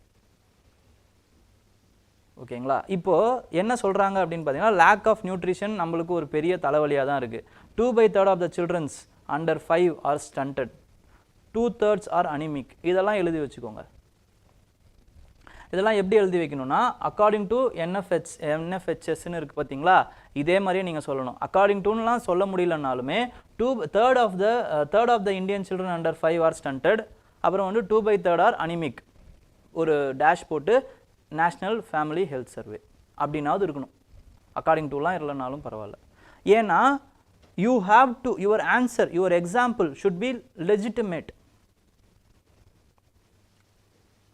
இப்போது பிரீத்தம் வந்து என்ன பண்ணுவாங்க அப்படின்னு பார்த்தீங்கன்னா எஜுகேஷன் சம்மந்தமான ரிப்போர்ட்ஸ் கொடுப்பாங்க. அப்போ அவங்களோட ரிப்போர்ட்ஸ் ரொம்ப ரொம்ப இம்பார்ட்டன்ட், அதை எழுதி வச்சுக்கோங்க. லான்சன்ட் என்ன பண்ணுவாங்கன்னா மெடிக்கல் சம்மந்தப்பட்ட சில விஷயங்கள் சொல்லுவாங்க. அப்போ அவங்க என்ன சொல்கிறாங்களோ அதை எழுதி வச்சுக்கோங்க. இப்போ இந்த மாதிரி எழுதி லான்சன்ட்னு போடும்போது உங்களோட எக்ஸாம்பிளுக்கு இன்னொரு லெஜிட்டிமசி கிடைக்கும். இப்போ கவர்மெண்ட் ஏதாவது ஒரு ரிப்போர்ட்டை வெளியிடுதா, அதை எழுதி வச்சு அதுக்கான அந்த ரிப்போர்ட்டில் இருக்கக்கூடிய எக்ஸாம்பிளை போட்டு அதுக்கான அந்த கவர்மெண்ட் ரிப்போர்ட் பேரை போட்டிங்கன்னா அதுக்கு ஒரு இது கிடைக்கும்.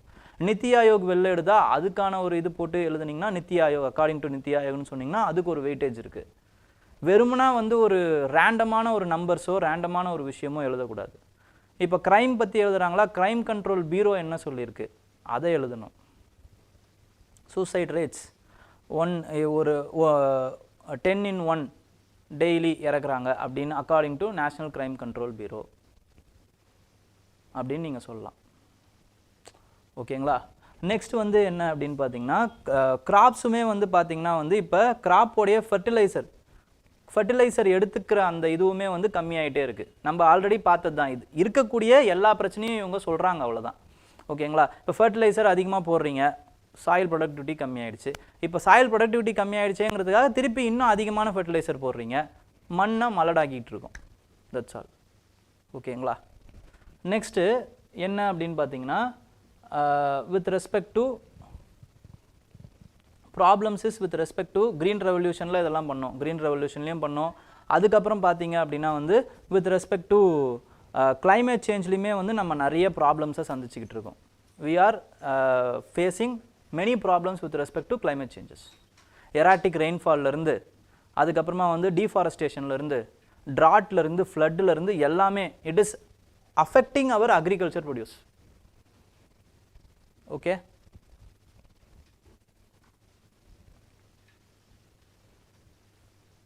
அப்போ இதுக்கு என்ன சார் சொல்யூஷன்? சொல்யூஷன் என்னங்கிறத இவங்களே சொல்லியிருக்காங்க பாருங்கள். First of all it should be என்னன்னு பார்த்தீங்கன்னா இப்போ ICAR மட்டும் வெளியிட்டுக்கிட்டு இருக்காங்க அந்த அவுட்புட்டை, அது எல்லா மினிஸ்டரும் சேர்த்து வெளியிடணும்.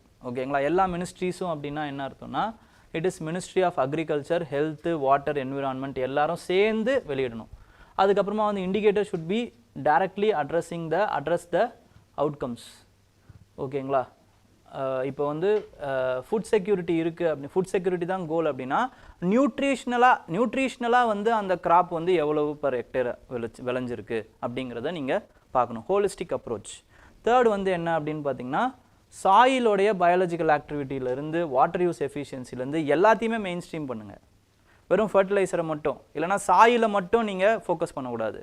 அங்கே வாட்டர் அவைலபிலிட்டி எப்படி இருக்குது, பயாலஜிக்கல் ஆக்டிவிட்டி அந்த சாயிலில் எப்படி இருக்குது, இந்த மாதிரி பார்க்கணும். அதுக்கப்புறம் என்ன அப்படின்னு பார்த்தீங்கன்னா ஏஐ அதுக்கு என்ன பண்ணலாம் அப்படின்னா அதுக்கு எக்ஸாம்பிள் வந்து ஏஐ பவர்டில் நீங்கள் வந்து யூஸ் பண்ணலாம். சாஹு பாஹு அப்படின்னு வந்து தெலுங்கானா வந்து என்ன பண்ணுறாங்க அப்படின்னு பார்த்தீங்கன்னா பைலட் மெத்தடில் வாட்டர் யூஸ் எஃபிஷியன்சியை வந்து ஏஐயில் வச்சு ட்ராக் பண்ணுறாங்க. இதெல்லாம் எக்ஸாம்பிள்ஸ், கரண்ட் அஃபேர்ஸ் எக்ஸாம்பிள்ஸ், இதெல்லாம் நீங்கள் எழுதி வச்சுக்கணும். ஓகேங்களா? நெக்ஸ்ட் அடுத்த இம்பார்ட்டண்டான விஷயம், you have to not only measures the crop diversity. Crop diversity அந்த ஏரியாவில் எப்படி இருக்குது, அந்த இடத்துல கிராப் எப்படி நான் விளைச்சிருக்கேன். இப்போ என்னுடைய லேண்ட் இருக்குது அப்படின்னா அந்த இடத்துல நான் எவ்வளோ கிராப் வந்து இன்டர்மிக்சிங் பண்ணுறேன் அப்படிங்கிறத மட்டும் பார்க்கக்கூடாது, அந்த லேண்ட்ஸ்கேப் டைவர்சிட்டியே பார்க்கணும். ஏன்னா எல்லாருமே என்ன பண்ணியிருப்பாங்க சில நேரங்களில் சில இடங்கள்லன்னு பார்த்தீங்கன்னா ஒரு கிராப்பாக அந்த கிராப்பை மட்டும் விளைய வச்சுருப்பாங்க. அப்போ ஏதாவது ஒரு ப்ராப்ளம் வரும்போது அந்த கிராப்பு அடி வாங்கிடும் கரெக்டாக டக்குன்னு. ஸோ நம்ம இம்போர்ட் பண்ண வேண்டியதாக இருக்கும் சில நேரங்களில், இல்லை ப்ரைஸ் ஏறிடும், இன்ஃப்ளேஷன் அதிகமாகிடும். ஸோ அந்த லேண்ட்ஸ்கேப் டைவர்சிட்டியே பாருங்கள் அப்படிங்கிறாங்க. ஸோ இதெல்லாம் தான் இம்பார்ட்டண்ட்டான விஷயம். ஓகேங்களா. நெக்ஸ்ட் அடுத்த இது என்ன அப்படின்னு பார்த்தீங்கன்னா, food sufficient India needs hunger free too. Food sufficient India, food சஃபிஷியண்ட்டாக இருக்குது இப்போ இந்தியாவுக்கு அப்படின்னு அவங்களே ஒத்துக்கிறாங்க. Sufficient food is there, buffer ஸ்டாக்ல நமக்கு வந்து tons and tons of foods are there. ஓகேங்களா. So there is no problem with respect to it. But அந்த ஃபுட்டோடைய அவைலபிலிட்டி, ஆக்சசபிலிட்டி எல்லாருக்கும் இருக்கா, அஃபோர்டபிலிட்டி டு ஹெல்த்தி டயட் எல்லாருக்கும் இருக்கா அப்படின்னா இல்லை சார். அப்போ அஃபோர்டபிலிட்டி ஹெல்த்தி டயட்னா என்ன சார் அப்படின்னா, இப்போது ஒரு மனுஷனுக்கு இவ்வளவு கிலோகிராம்ஸ் இல்லைனா வந்து இவ்வளவு கேலரிஸ் ஆஃப் இது தேவை, டயட் தேவை. நீங்கள் காலையில் இந்த ப்ரோட்டீன் எடுத்துக்கணும், இந்த சீரியல்ஸ் எடுத்துக்கணும், இப்படிங்கிறது தான் என்ன அப்படின்னு பார்த்தீங்கன்னா ஒரு ஹெல்த்தி டயட். ப்ரோட்டீன்ஸ்லேருந்து சீரியல்ஸ்லேருந்து விட்டமின்ஸ்லேருந்து எல்லாமே உங்களோட இன்டேக்கில் இருக்கணும். அப்போ வெஜிடபிள்ஸ்லேருந்து சீரியல்ஸ்லேருந்து அதுக்கப்புறமா வந்து வேறு காய்கறிகள்லேருந்து ஃப்ரூட்ஸ்லேருந்து எக்லேருந்து மீட்லேருந்து எல்லாமே இருக்கணும். Diversified fruit. This is called as thalinomics. ஓகேங்களா.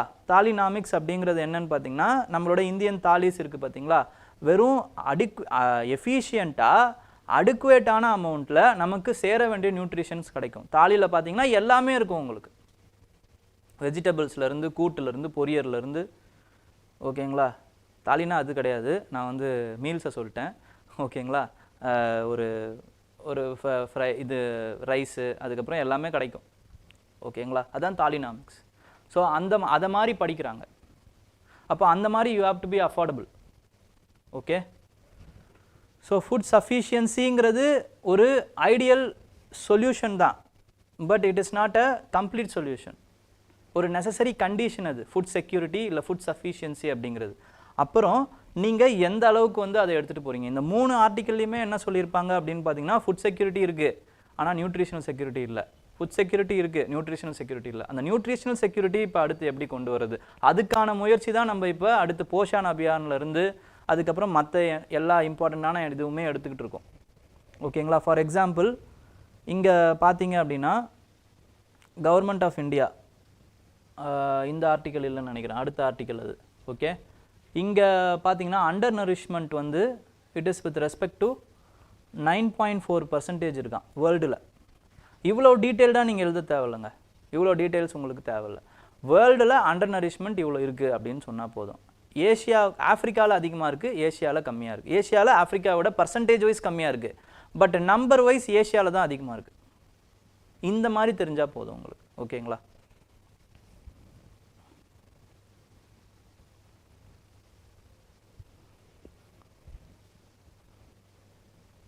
அப்போ அன்ஹெல்தி டயட்ஸ் ஏன் சார் நம்ம பண்ணுறோம், 2 இம்பார்ட்டண்டான விஷயம். ஒன்று வந்து லேக் ஆஃப் இன்கம் இல்லை அடிக்குவேட் இன்கம் இன்இக்வாலிட்டி இருக்கிறதுனால அடிக்குவேட்டாக நம்மளால் வந்து டயட்டுக்கு கொண்டு போக முடியல. அதுவும் இது வந்து எப்படி இருக்குதுன்னு பார்த்தீங்கன்னா அர்பன் ரூரல் டிவைட்லேயும் இருக்குது, அதே மாதிரி வித் ரெஸ்பெக்ட் டு ஜெண்டர் பேரியர்ஸ்லையும் இருக்குது. அர்பனை கம்பேர் பண்ணும்போது ரூரலில் கம்மியாக தான் வந்து நியூட்ரிஷனல் டயட் எடுத்துக்கிறாங்க. அஃபோர்டபிலிட்டியும் இல்லை, அவைலபிலிட்டியும் இல்லை, ஆக்சசபிலிட்டியும் இல்லை. அதே மாதிரி ஜெண்டர் பேரியர்ஸும் இருக்குது. மென்னை கம்பேர் பண்ணும்போது விமன் வந்து கம்மியாக தான் நியூட்ரிஷனல்ஸ் இதே எடுத்துக்கிறாங்க. ஏன்னா சின்ன வயசுலேருந்தே ஆண் குழந்தைன்னா ஒரு மாதிரி சாப்பாடு ஊட்டுவாங்க, பெண் குழந்தைன்னா ஒரு மாதிரி சாப்பாடு ஊட்டுவாங்க. ஆனால் அந்த மடையனுங்களுக்கு தெரியல என்ன அப்படின்னா, this will cause inter generational nutritional problem அப்படின்ட்டு. ஓகேங்களா. ஒரு பெண் குழந்தை அனிமிக்காவே வளருது, அடுத்த ஜென்ரேஷனும் அனிமிக்காக தான் இருக்கும். ஓகே. ஸோ இது ஒரு இம்பார்ட்டண்டான ப்ராப்ளம். சரி சார், காசு இருக்குது அப்போ காசு இருக்கிறவங்கலாம் வந்து கரெக்டாக இருக்காங்களா அப்படின்னா அதுவும் இல்லை.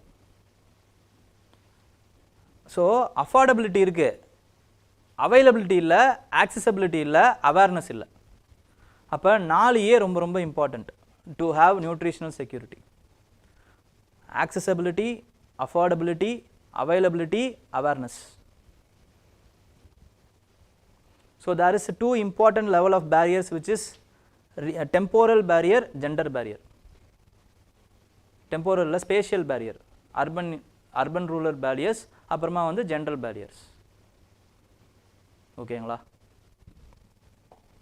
நெக்ஸ்ட் அடுத்த இம்பார்ட்டண்டான விஷயம் என்ன அப்படின்னு பார்த்தீங்கன்னா, with respect to food access is amounted to equitable agri-forest system. Food accessibility பற்றி தான் இங்கேயும் பேசுகிறாங்க. ஓகேங்களா? இதில் மறுபடியும் என்ன சொல்கிறாங்கன்னா, the launch of white revolution, அதுக்கப்புறம் blue revolution, இது எல்லாமே வந்து ஃபார் த நியூட்ரிஷனல் செக்யூரிட்டி. இந்த நியூட்ரிஷனல் செக்யூரிட்டிக்காக இந்தியா பண்ண விஷயங்கள் தான் என்னன்னு பார்த்தீங்கன்னா, the key pillars of India's food security initiatives are National Food Security Act of 2013. ரொம்ப ரொம்ப இம்பார்ட்டண்டான ஆக்ட். ஓகேங்களா? Nearly 70% of the population is covered under this act. 70%. Okay. So this ensures food security. இதுதான் வந்து food security ensure பண்ணுறதுல ஒரு இம்பார்ட்டண்டான act. Next அடுத்த இம்பார்ட்டண்டான விஷயம் என்ன அப்படின்னு பார்த்தீங்கன்னா, distribution of fortified rice from July 2024 to December. Government of India has recently approved this distribution of fortified rice. ஓகேங்களா? This reflects our commitment to the nutritional security to the country. Okay, fortified rice na zinc fortified. ஓகேங்களா? And they have also discussed about the problems of agriculture sector. ரொம்ப ரொம்ப இம்பார்ட்டண்ட்டுங்க. இது அப்படியே எழுதி வச்சுக்கோங்க. நான் சொல்கிற பாயிண்ட்ஸ் அப்படியே எழுதி வச்சுக்கோங்க. Importance, challenges or problems with respect to agriculture sector என்ன, இது GS3ல கன்ஃபார்மாக கேட்கக்கூடிய கேள்விகளில் இதுவும் ஒன்று. அக்ரிகல்ச்சர் செக்டர் பற்றி ஃபஸ்ட்டு இம்பார்ட்டண்டான problem with respect to it is 80% of the farmers are small and marginal farmers. Small and marginal ஃபார்மர்ஸ்னால் என்ன? those who are having less than 2 hectares of the land. Small and marginal farmers அப்படி இருக்கிறதுனால என்ன sir இது அப்படின்னா, productivity இருக்காது உங்களுக்கு. இவங்களால் வந்து ஒரு கேபிட்டல் இன்டென்சிவ் அந்த இதை போட முடியாது. உங்களுக்கு வர்றதே உங்களுக்கு கரெக்டாக இருக்கும். அப்போ நீங்கள் வேறு எதுவுமே பண்ண முடியாது. எக்கனாமிக்ஸ் ஆஃப் ஸ்கேல் பண்ண முடியாது உங்களால். ஸோ லேண்ட் ஹோல்டிங், அதுக்கப்புறமா வந்து ஃப்ராக்மெண்டேஷன் ஆஃப் லேண்டு, இதுதான் problem with respect to small and marginal farmers. அப்போ உங்களுக்கு இன்கம் அதிகமாக கிடைக்காது, பாவர்ட்டி லைன்லேயே இருப்பீங்க. So there will be needed for the government interventions நீடாக இருக்கும். இப்போ அடுத்த ஒரு ப்ராப்ளமும் இருக்குது. என்னன்னு பார்த்தீங்கன்னா, இப்போ அதையுமே சொல்லியிருப்பாங்க, வேறு வேறு கரண்ட் அஃபேர்ஸில் இருக்குது. Those who R more depend on land more vulnerable to climate change. Land என்ன ஆகும், திடீர்னு ட்ராட்டில் போய் முடியும், அக்ரிகல்ச்சர் ட்ராட்டுன்னு சொல்லுவாங்க. அதுக்கப்புறம் மான்சூனல் ட்ராட்டுன்னு சொல்லுவாங்க. மழையும் இருக்காது, சாயில்லையும் அதுக்கேற்ற வாட்டர் இருக்காது. வாட்டர் சாயிலில் இல்லை அப்படின்னா அதுக்கு பேர் அக்ரிகல்ச்சர் ட்ராட். மழை இல்லைன்னா மான்சூனல் ட்ராட். அப்போ இந்த மாதிரியெல்லாம் ப்ராப்ளம் இருக்குது. இல்லை ஃப்ளட்டு திடீர்னு வந்துடும். So these sections are more vulnerable to the climate change.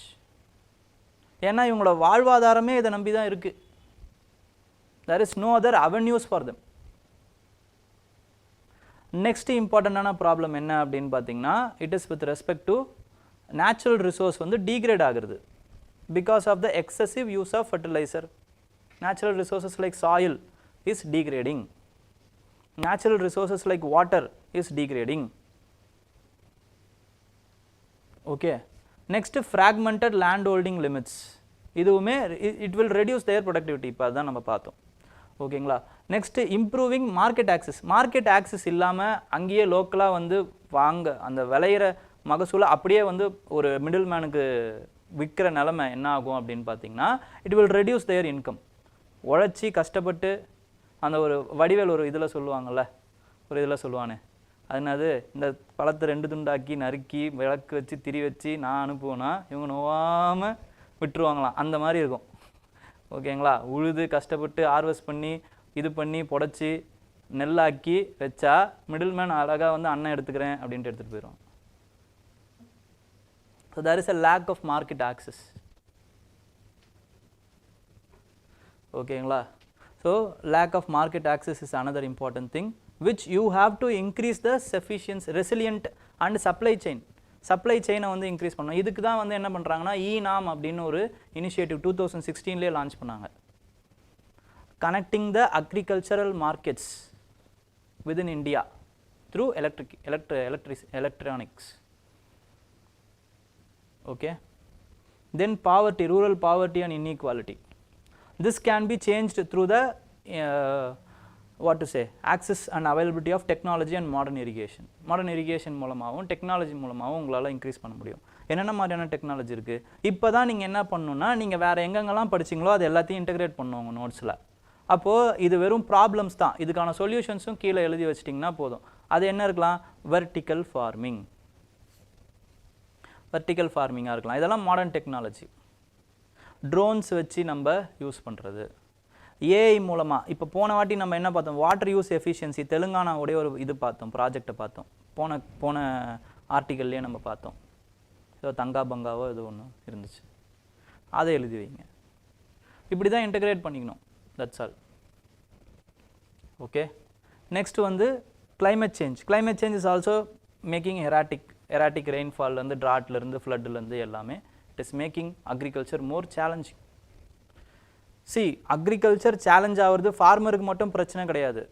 They are called as annadata, நமக்கெல்லாம் உணவு அழிக்கிறவங்க. If they are having any problem, it will ultimately affect everybody. They are only providing food security to us, those who are in the non-farm sector. So ஆட்டோமேட்டிக்கலாக என்ன ஆகும்? Food இல்லை அப்படின்னா inflation அதிகமாகும், இன்னுமே வந்து பாவர்ட்டி அதிகமாகிடும், problem. So we have to ensure their well-being for our well-being at least. Okay. Next is with respect to global hunger index. ரீசெண்டாக வெளியிட்டிருக்காங்க. ஓகேங்களா? global hunger index, it has saying some serious problems with respect to India's nutritional security. அதனால தான் இந்த nutritional security important அப்படிங்கிறதுனால தான் நம்ம nutritional security பற்றி இவ்வளோ படிக்க வேண்டியதாக இருக்குது. போஷான் ட்ராக்கர்லேருந்து போஷான் அபியான்லேருந்து எல்லாத்தையுமே, நியூட்ரிஷன் சம்மந்தப்பட்ட எல்லாத்தையுமே பார்க்கணும், ஃபுட் செக்யூரிட்டி சம்மந்தப்பட்ட எல்லாத்தையுமே பார்க்கணும். அதுக்கு உண்டான அந்த நேஷ்னல் ஃபேமிலி ஹெல்த் சர்வேவாக இருக்கட்டும், இல்லைனா வேறு ஏதாவது அந்த விஷயம் ஏதாவது சொல்லியிருந்தாங்கன்னா அந்த அந்த எக்ஸாம்பிள்ஸ்லாம் நோட் பண்ணி வச்சுக்கணும். இதெல்லாம் அடுத்து இது இல்லை, அதனால் இங்கே பாருங்கள், இங்கே சொல்லியிருக்காங்க பாருங்கள் அப்படின்னு நீங்கள் எழுதுறதுக்கு இதெல்லாம் யூஸ்ஃபுல்லாக இருக்கும். ஓகேங்களா?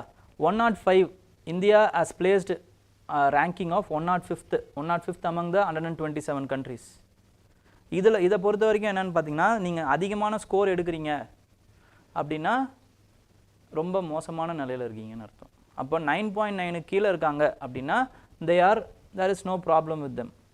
ஓகேங்களா? லோ லெவல்ஸ் ஆஃப் ஹங்கர்னு அர்த்தம். 10 to 19 அப்படின்னா மாட்ரேட், 35 to 49னா அலாரமிங்னு அர்த்தம். நம்ம எவ்வளோவில் இருக்கோம் அப்படின்னா 27ல் இருக்கும். ஓகேங்களா? 27 அலாரமிங்னு அர்த்தம். அப்புறம் 50 வந்து எக்ஸ்ட்ரீம்லி அலாரமிங்னு அர்த்தம். இப்போது எந்த இண்டிகேட்டரில் இதை பண்ணுறாங்க அப்படின்னா, இதெல்லாம் பிலிம்ஸுக்கு கேட்பாங்க. ஓகேங்களா? பேராமீட்டர்ஸ்னு கேட்பாங்க. பேராமீட்டர்ஸில் 4 பேராமீட்டரை வச்சு நம்ம வந்து ஹங்கர் இண்டெக்ஸை சொல்கிறாங்க. ஃபஸ்ட்டு இம்பார்ட்டண்டான parameter is child stunting. Stunting அப்படின்னா என்ன அர்த்தம்னா, ஸ்டண்ட்டு அதாவது வந்து ரொம்ப கம்மியாக இருக்கிறதுன்னு அர்த்தம். ஏஜுக்கு ஏற்ற வளர்ச்சி இல்லை. ஓகேங்களா? ஏஜுக்கு ஏற்ற வளர்ச்சி இல்லை. இந்த வார்த்தைலாம் ரொம்ப இம்பார்ட்டண்ட். ஓகேங்களா? த சில்ட்ரன் அண்டர் 5 சில்ட்ரன்னாலே அண்டர் 5 தான். ஓகேங்களா? With lower height proportional to their age. ஏஜுக்கு ஏற்ற வளர்ச்சி இல்லை, அதான் ஸ்டண்டிங். ஓகேங்களா? நெக்ஸ்ட் வந்து என்னன்னு பார்த்தீங்கன்னா அண்டர் நரிஷ்மெண்ட். அண்டர் நரிஷ்மெண்ட் அப்படிங்கிறது ரொம்ப சோவையாக இருக்கிறாங்க, அனிமிக்காக இருக்காங்க அப்படிங்கிறது அண்டர் நரிஷ்மெண்ட். அப்போ வெயிட் இல்லாமல் இருக்கிறவங்க. ஓகே. நெக்ஸ்ட்டு சைல்டு வாஸ்டிங்னு ஒன்று இருக்குது, சைல்டு ஸ்டண்டிங்னு ஒன்று இருக்குது, சைல்டு வாஸ்டிங்னு ஒன்று இருக்குது. சைல்டு வாஸ்டிங் அப்படின்னா என்ன அர்த்தம்னா, ஹைட்டுக்கு ஏற்ற வெயிட் இல்லை. ஸ்டண்டிங்னா ஏஜுக்கு ஏற்ற ஹைட் இல்லை, வாஸ்டிங்னா ஹைட்டுக்கு ஏற்ற வெயிட் இல்லை. அதுக்கப்புறம் சைல்டு மார்ட்டாலிட்டி, 5 வயசு ஆகிறதுக்குள்ளேயே எவ்வளோ பசங்க இறந்து போகிறாங்க. இந்த 4 விஷயத்தை வச்சு தான் என்ன பண்ணுறாங்க அப்படின்னு பார்த்தீங்கன்னா ஹங்கர் இண்டெக்ஸ் வந்து தீர்மானிக்கிறாங்க. இதில் நம்மளுக்கு ரொம்ப மோசமான ஒரு ஸ்கோர் வந்திருக்கு, 105th இடத்துல இருக்கும் நம்ம. ஓகேங்களா? அப்போ எல்லாருக்கும் சாப்பாடு கிடைக்கிறதானா சாப்பாடு கிடைக்குது, ஆனால் நியூட்ரிஷன் இல்லை. நியூட்ரிஷன் இல்லாதனால தான் ஹைட் இல்லை, வெயிட் இல்லை, இறந்து போகிறது, இது எல்லாமே அண்டர் நரிஷ்டாக இருக்கிறது, அனிமிக்காக இருக்கிறது, இதுக்கெல்லாம் காரணம். அம்மா அனிமிக்காக இருந்தால் குழந்தையும் அனிமிக் ஆகிடும். இதுதான் inter generational under nutrition. Okay,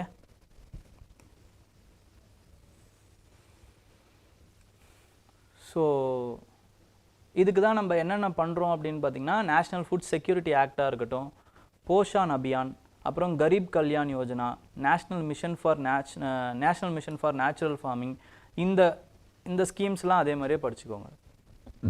அப்போ நியூட்ரிஷன் சம்மந்தப்பட்டதை இப்படி கேட்குறதுக்கு வாய்ப்பு இருக்குது, இந்த மாதிரி ஏதாவது கேட்குறதுக்கு வாய்ப்பு இருக்குது. ஓகே, ஏன்னா சைல்டு சம்மந்தப்பட்ட தீம்ஸில் இது வந்துக்கிட்டே இருக்கும். ஓகேங்களா? அதுலேருந்து தான் இம்பார்ட்டண்ட்டான ஸ்கீம்ஸ் கேட்பாங்க. சைல்டு மார்ட்டாலிட்டி இருக்கக்கூடாது அப்படிங்கிறதுக்காக சுகன்யா சம்ருதி யோஜனா அப்படின்னு கேட்பாங்க. இந்த மாதிரி நிறைய இருக்குது. ஓகேங்களா? நெக்ஸ்ட்டு சுகன்யா வந்து சைல்டு மார்ட்டாலிட்டி இல்லை, பெண் இதுக்காக. ஓகேங்களா? கேர்ள் சில்ட்ரன்ஸை வந்து என்கரேஜ் பண்ணுறதுக்கு சுகன்யா சம்ருதின்னு வரும். ஓகே, அது வந்து சைல்டுக்கு வந்து மாத்ரிவ் ஏதோ வரும், மாத்ரிவ் வந்தனா அப்படின்னு ஏதோ வரும். Correlation between the poor nutritional status of mother being transformed into the children, இதுதான் இம்பார்ட்டண்ட்டான ப்ராப்ளம். Inter generational pattern of under nourishment. So ஜிடிபிக்கும் இந்தியாவோட க்ரோத்துக்கும் அண்டர் நரிஷ்மெண்ட்டுக்கும் ஏதாவது விஷயம் இருக்கான்னா, ஜிடிபி அதிகமாகிடுச்சு இந்தியாவுக்கு, அப்போ ஆட்டோமேட்டிக்காக வந்து it should have been transformed to our சில்ட்ரன்ஸில். அப்படி கிடையாது, ஜிடிபிக்கும் அதுக்கும் சம்மந்தம் இல்லை. ஏன்னா India is facing a jobless growth. GDP ஒன்றா அதிகமாகலாம், ஜாப் ஆனால் கம்மியாக தானே இருக்குது. ப்ராப்ளம் இங்கே அங்கே தானே இருக்குது. அப்போ கவர்மெண்ட் என்ன பண்ணணும்? Government should make some moves. Government should have some dedicated approaches to assessing the provision of nutritional needs. They should increase the access of the security net. Cash ட்ரான்ஸ்ஃபர்லேருந்து செக்யூரிட்டியிலேருந்து எல்லாத்தையும் கவர்மெண்ட் தான் ப்ரொவைட் பண்ணணும் அப்படிங்கிறது தான் இன்னொரு இம்பார்ட்டண்ட்டான விஷயம். ஓகேங்களா? நெக்ஸ்ட் அடுத்து வந்து இது வந்து ஒரு மைனரான டாபிக் தான், பட் நான் எதுக்காக இதையும் ஹைலைட் பண்ணி எடுத்துகிட்டு வந்திருக்கேன்னா, ஒரு சின்ன டாப்பிக்லேருந்து ஒரு பெரிய விஷயத்தை எப்படியெல்லாம் பார்க்குறாங்க அப்படிங்கிறது தான். ஒரு கண்டெய்னர் இல்லைங்க, நம்மளுக்கு வந்து கண்டெய்னர் அவைலபிலிட்டி இல்லை. அப்போ இந்த கண்டெய்னர் அவைலபிலிட்டி இல்லாத ஒரு இது எப்படியெல்லாம் பாதிக்குது இந்தியாவை. அப்போ இது ஒரு சின்ன டாபிக். அப்போது இன்ஃப்ராஸ்ட்ரக்சரில் பாட்டில் நெக்ஸில் ஒன் ஆஃப் த இம்பார்ட்டண்ட்டான ஒரு பாயிண்ட் தான் என்னென்னு பார்த்தீங்கன்னா அவைலபிள் அடிக்குவேட் கண்டெய்னர் இல்லை அப்படிங்கிறது. ஓகேங்களா? இதை எப்படியெல்லாம் பெருசாக்குறாங்க அப்படிங்கிறத எடுத்துகிட்டு வந்திருக்கேன். ஓகேங்களா? இப்போ எப்படியெல்லாம் வந்து இதை சொல்கிறாங்கன்னா, நம்மளுக்கு ஃபஸ்ட்டு இந்தியா வந்து making cost of the containers வந்து சைனாவை கம்பேர் பண்ணும்போது இந்தியாவுக்கு அதிகமாக இருக்குது மேக்கிங் காஸ்ட். ஸோ இதனால் நம்ம என்ன பண்ணுறோம் அப்படின்னா வந்து சைனா கிட்டேருந்து வாடகைக்கு வாங்குகிறோம். So there is a problem with respect to it. ஓகேங்களா? கண்டெய்னர் இல்லை அப்படின்னா என்ன ஆகும்? லாஜிஸ்டிக்ஸ் நம்மளால் ஒழுங்காக மூவ் பண்ண முடியாது, லாஜிஸ்டிக்ஸ் காஸ்ட் அதிகமாகிடும் நம்மளுக்கு. ஓகேங்களா? நெக்ஸ்ட் அடுத்த இம்பார்ட்டண்ட்டான விஷயம் என்ன அப்படின்னு பார்த்தீங்கன்னா, ஒழுங்கான கண்டெய்னர் ஷார்ட்டேஜ் ஆகிறதுனால நம்ம மதர்ஷிப்பை வந்து இதுலேயே வச்சுட்டு இந்தியன் போர்ட்டுக்கு வர விடாமல் நம்ம என்ன பண்ணுறோன்னா வந்து டோ ஷிப் மூலமாக வந்து போயிட்டு அந்த டிராஃபிக்கை எடுத்துகிட்டு வந்துட்டுருக்கோம். ஸோ நமக்கு அதிகமான செலவாகுது, மூமெண்ட்டில் செலவு அதிகமாகுது. ஓகேங்களா? நெக்ஸ்ட்டு அடுத்து என்ன ஆகுது அப்படின்னு பார்த்தீங்கன்னா, கிரைசிஸ் இன் வெஸ்ட் ஏஷியா, அதுக்கப்புறமா வந்து சர்க்கம்வென்டிங் டு ஆஃப்ரிக்கா, ரெட் சீல வந்து ஹவுத்தீஸ் வந்து என்ன பண்ணுறாங்க, நம்மளோட கண்டெய்னர்ஸை இது பண்ணுறாங்க, ப்ராப்ளம் அங்கே. அப்போ அதனால் நம்ம சுற்றி வர வேண்டியதாக இருக்குது, இன்சூரன்ஸ் காஸ்ட் அதிகமாகுது. ஓகேங்களா?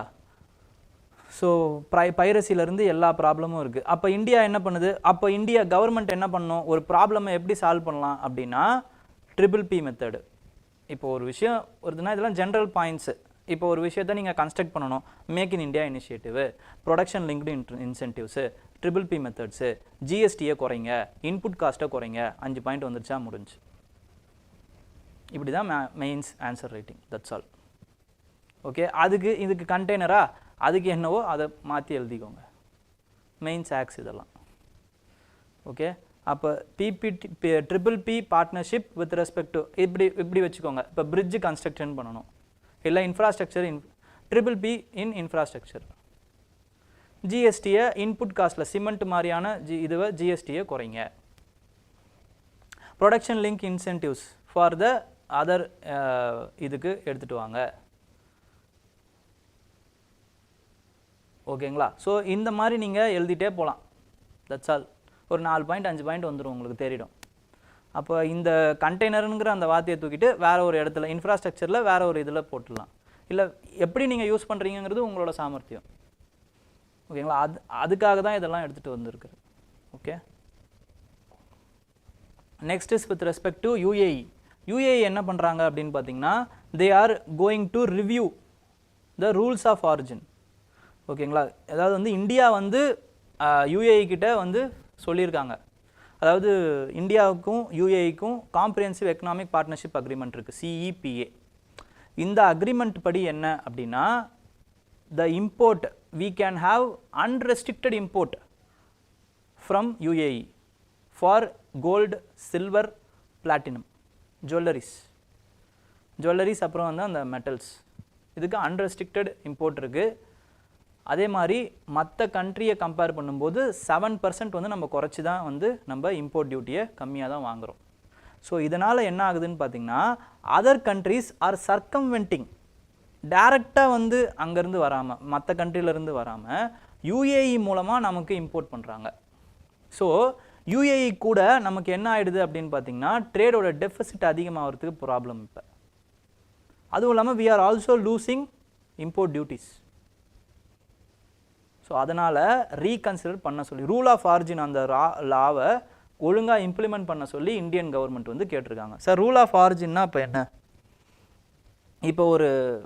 இப்போ ஃபார் எக்ஸாம்பிள் எதுக்காக இதை எடுத்துகிட்டு வந்திருக்காங்க, அங்கே இருக்கக்கூடிய யூஏஇயில் இருக்கக்கூடிய லோக்கல் ஜுவல்லரி மேக்கர்ஸ் அவங்க வந்து பலனடையணும் அப்படிங்கிறதுக்காக தான் இந்த rule government of India and UAE போட்டிருக்காங்க.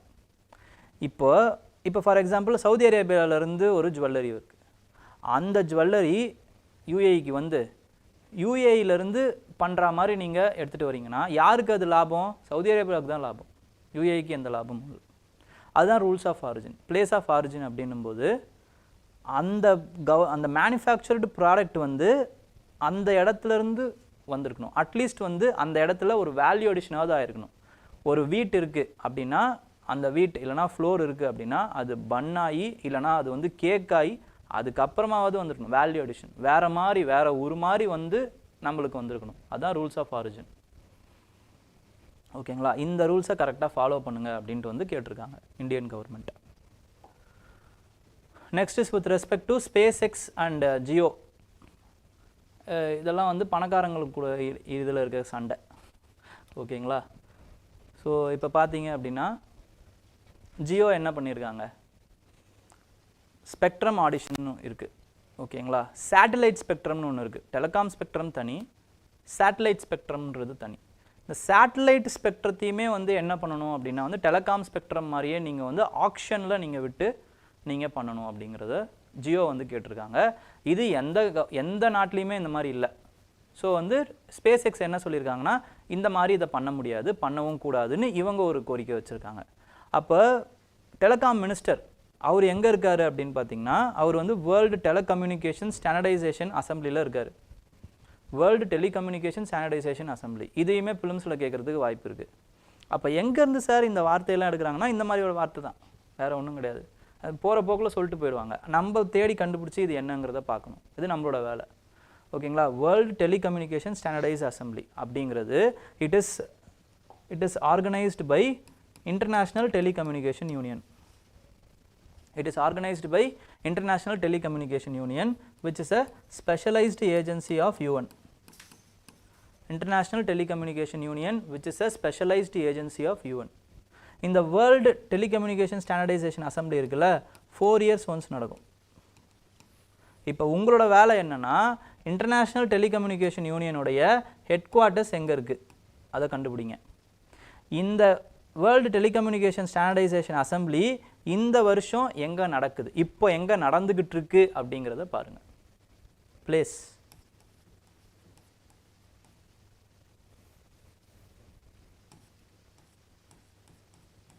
ஓகேங்களா. நெக்ஸ்ட்டு அவர் என்ன சொல்லியிருக்காரு அப்படின்னு பார்த்தீங்கன்னா, ஜோதி ஆதித்ய சிந்தியா அவர் தான் வந்து டெலிகம்யூனிகேஷன் மினிஸ்டர். அவர் வந்து அட்மினிஸ்ட்ரேட்டிவ் ரூட்டில் தான் நாங்கள் இந்த ஸ்பெக்ட்ரமை வந்து கொடுப்போம்.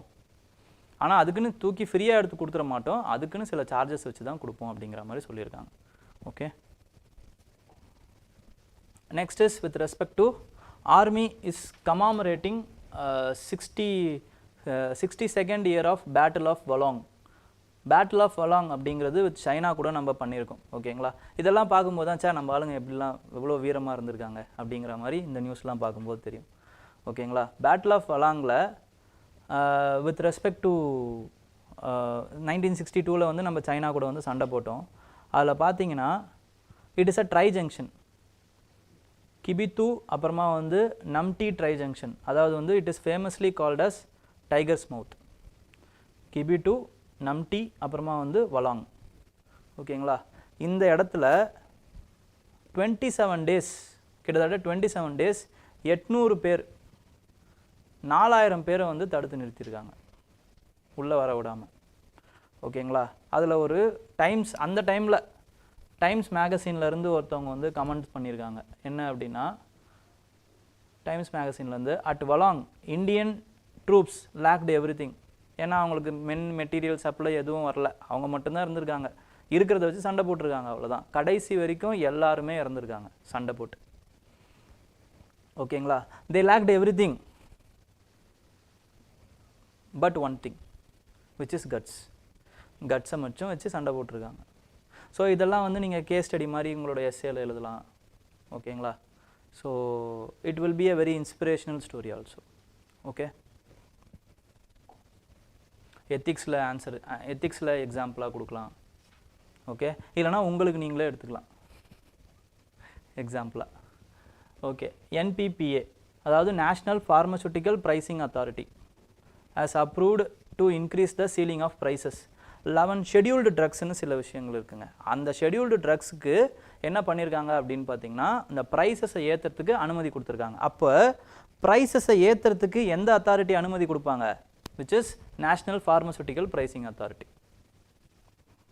அது எந்த ஆர்டரில் பண்ணுவாங்கன்னா, ட்ரக்ஸ் ப்ரைஸ் கண்ட்ரோல் ஆர்டர் 1995 பண்ணுவாங்க. அவங்களுடைய மேண்டேட்ரி என்ன அப்படின்னு பார்த்தீங்கன்னா, their mandatory is to ensure accessibility and affordability. Sir இப்படி ஒரு மேண்டேட்ரியை வச்சுட்டு இவங்க ட்ரக்ஸ் ஏற்றுறதுக்கு அனுமதி கொடுத்துருக்காங்களே அப்படின்னா, இந்த ஏற்றுறதுக்கு அனுமதி இல்லைன்னா இந்த ட்ரக்ஸோட ப்ரொடக்ஷனே நின்றும். அப்போ அவைலபிலிட்டியும் அவங்க பார்த்தாகணும். ஸோ அதனால் மேனுஃபேக்சரர்ஸோடைய அந்த விஷயத்தையும் ஏற்றுக்கிட்டு அந்த அவைலபிலிட்டிக்காக இந்த ஆக்சசபிலிட்டியை, அதாவது வந்து இந்த ஆக்சசபிலிட்டிக்காக இந்த அவைலபிலிட்டியை இது பண்ணியிருக்காங்க, அஃபோர்டபிலிட்டியை குறைச்சிருக்காங்க. ஓகேங்களா. இன்க்ரீஸ் பண்ணியிருக்காங்க. அவங்களோட ஃபங்க்ஷன்ஸுங்க இது என்னென்ன ஃபங்க்ஷன்ஸுங்கிறத கொடுத்துருக்கேன். அதுக்கப்புறமா வந்து எந்த மினிஸ்ட்ரியில் வருவாங்கன்னு கொடுத்துருக்கேன். இதை படிச்சுக்கோங்க. இதெல்லாம் தான் இப்படி தான் கேட்பாங்க. அப்போ எந்த ஆக்டில் இவங்க அந்த இது பண்ணுறாங்க, இவங்களோட ஃபங்க்ஷன் என்ன, அதுக்கப்புறம் எந்த மினிஸ்ட்ரி, இப்படி தான் அந்த 3 கொஸ்டின் இருக்குது, இல்லை 3 ஸ்டேட்மெண்ட் இருக்குன்னா இந்த மாதிரி தான் இருக்கும். இல்லை ஒரு சில நேரங்களில் இவங்களோட ஃபங்க்ஷன்ஸ் எதையாச்சும் கேட்பாங்க. இதெல்லாம் இந்த 6 ஃபங்க்ஷனில் ஏதோ ஒரு ஃபங்க்ஷனை நுழைச்சி விட்ருவாங்க, அவ்வளோதான். அது மேக்ஸிமம் கரெக்டாக தான் இருக்கும், அதில் எந்த ஒரு ட்விஸ்ட்டும் வைக்க மாட்டாங்க. ஓகேங்களா. ஏன்னா யூபிஎஸ்சி என்ன உங்ககிட்டேருந்து எதிர்பார்க்குது அப்படிங்கிறத கொஞ்சம் புரிஞ்சுக்கோங்க. என்னென்னா, இந்த மாதிரி எந்த மினிஸ்ட்ரியில் வருது, இல்லை இந்த அத்தாரிட்டி தான் இந்த ஃபங்க்ஷனை பண்ணுதாங்கிறது தான் இம்பார்ட்டண்ட்டாக பார்ப்பாங்க. ஓகேங்களா. ஒரு ஃபில்லர் ஸ்டேட்மெண்ட் மாதிரி தான், ஒரு 4 ஸ்டேட்மெண்ட் வைக்கணும்னு முடிவு பண்ணிட்டாங்க அப்படின்னா இந்த மாதிரி ஏதாவது ஃபங்க்ஷன்லேருந்து கேட்டு விடுவாங்க. இல்லை எடுக்கிறவன் பெரிய சைக்கோவாக இருந்தான் அப்படின்னா இந்த ஃபங்க்ஷனில் ஏதாவது மாற்றுவான். ஓகேங்களா. Next, manufacturing marketing of antibiotics may be regulated, prescriptions to be mandatory. ஓகேங்களா. மார்க்கெட்டிங்லேருந்து மேனுஃபேக்சரிங்லேருந்து ஆஃப் ஆன்டிபயோட்டிக்ஸ் இதெல்லாமே வந்து இப்போ என்ன பண்ண போகிறாங்கன்னா ரெகுலேட் பண்ண போகிறாங்க. எந்த மாத்திரை வாங்கணுன்னாலுமே உங்களுக்கு இப்போ ப்ரிஸ்கிரிப்ஷன் தேவைப்படும் அப்படிங்கிற மாதிரி. ஓகேங்களா. ஏன்னா ஆன்டி மைக்ரோபியல் ரெசிஸ்டன்ஸ் வந்து வளர்ந்துக்கிட்டே இருக்குது. அப்போது சில ஆன்டி மைக்ரோபியல் ரெசிஸ்டன்ஸ் இருக்கக்கூடிய அந்த ட்ரக்ஸ் இருக்குது பார்த்தீங்களா, அது ஃபார் எக்ஸாம்பிள் யூரினரி ட்ராக் இன்ஃபெக்ஷனாக இருக்கட்டும், பிளட் ஸ்ட்ரீம் இன்ஃபெக்ஷன்ஸாக இருக்கட்டும், நியூமோனியாவாக இருக்கட்டும், டைஃபாய்டாக இருக்கட்டும், இது எல்லாமே இப்போ சூப்பர் பக்ஸ் அதிகமாகிட்டே இருக்குது.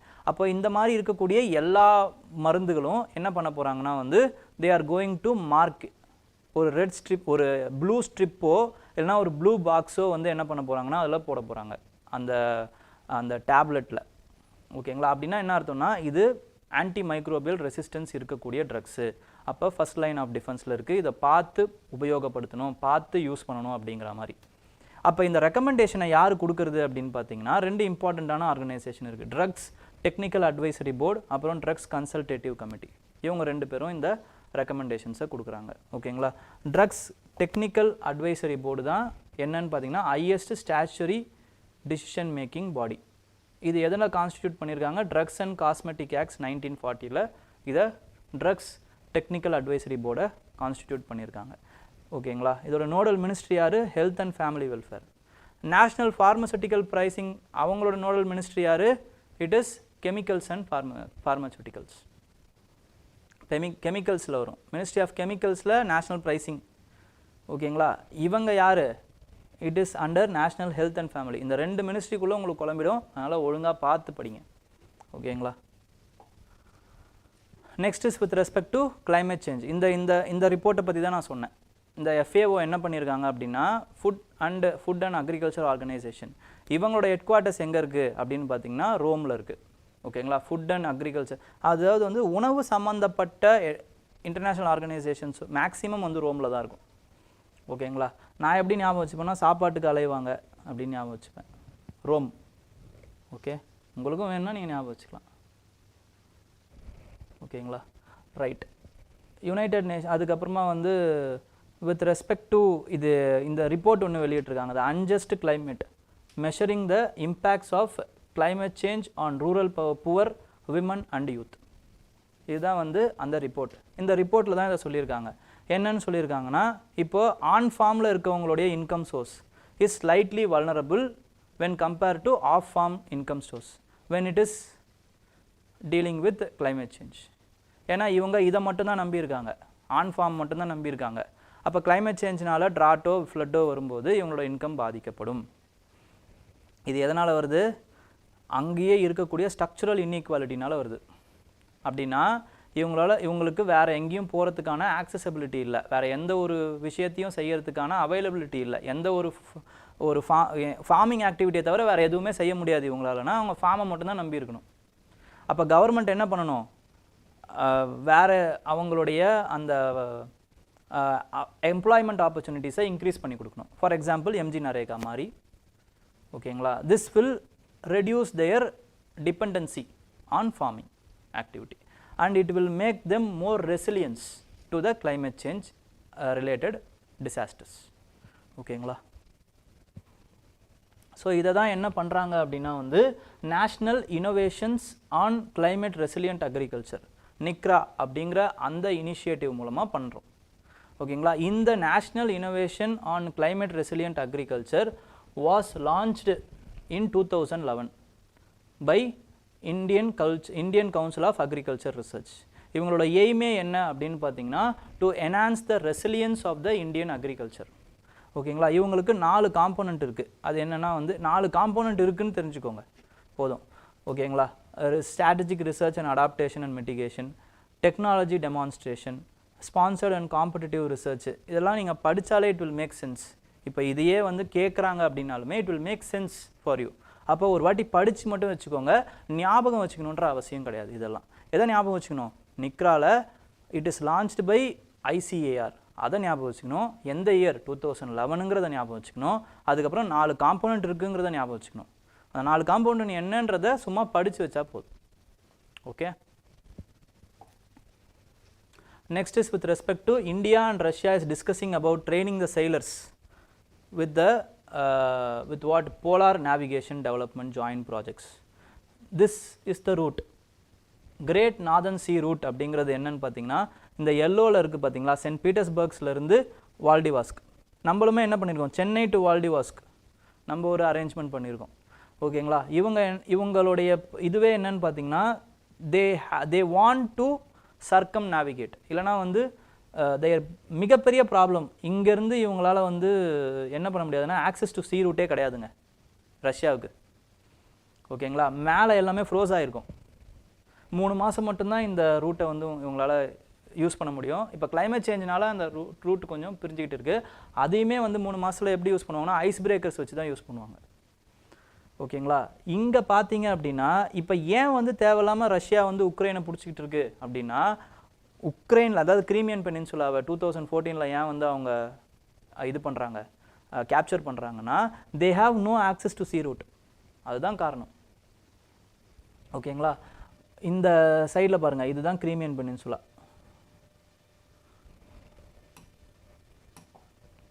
இங்கே இருக்குது பார்த்தீங்களா, இதுதான் கிரீமியன் பெனின்சுலா. ஓகே, இந்த இடம் இருக்குது பார்த்தீங்களா, இது ரஷ்யா தான். ஆனால் வந்து இது வந்து ரொம்ப நேரோவாக இருக்கும். தேர் இஸ் நோ போர்ட் கனெக்டிவிட்டியே இருக்காது, போர்ட் கன்ஸ்ட்ரக்ட் பண்ணுறதுக்கான இதுவே இருக்காது.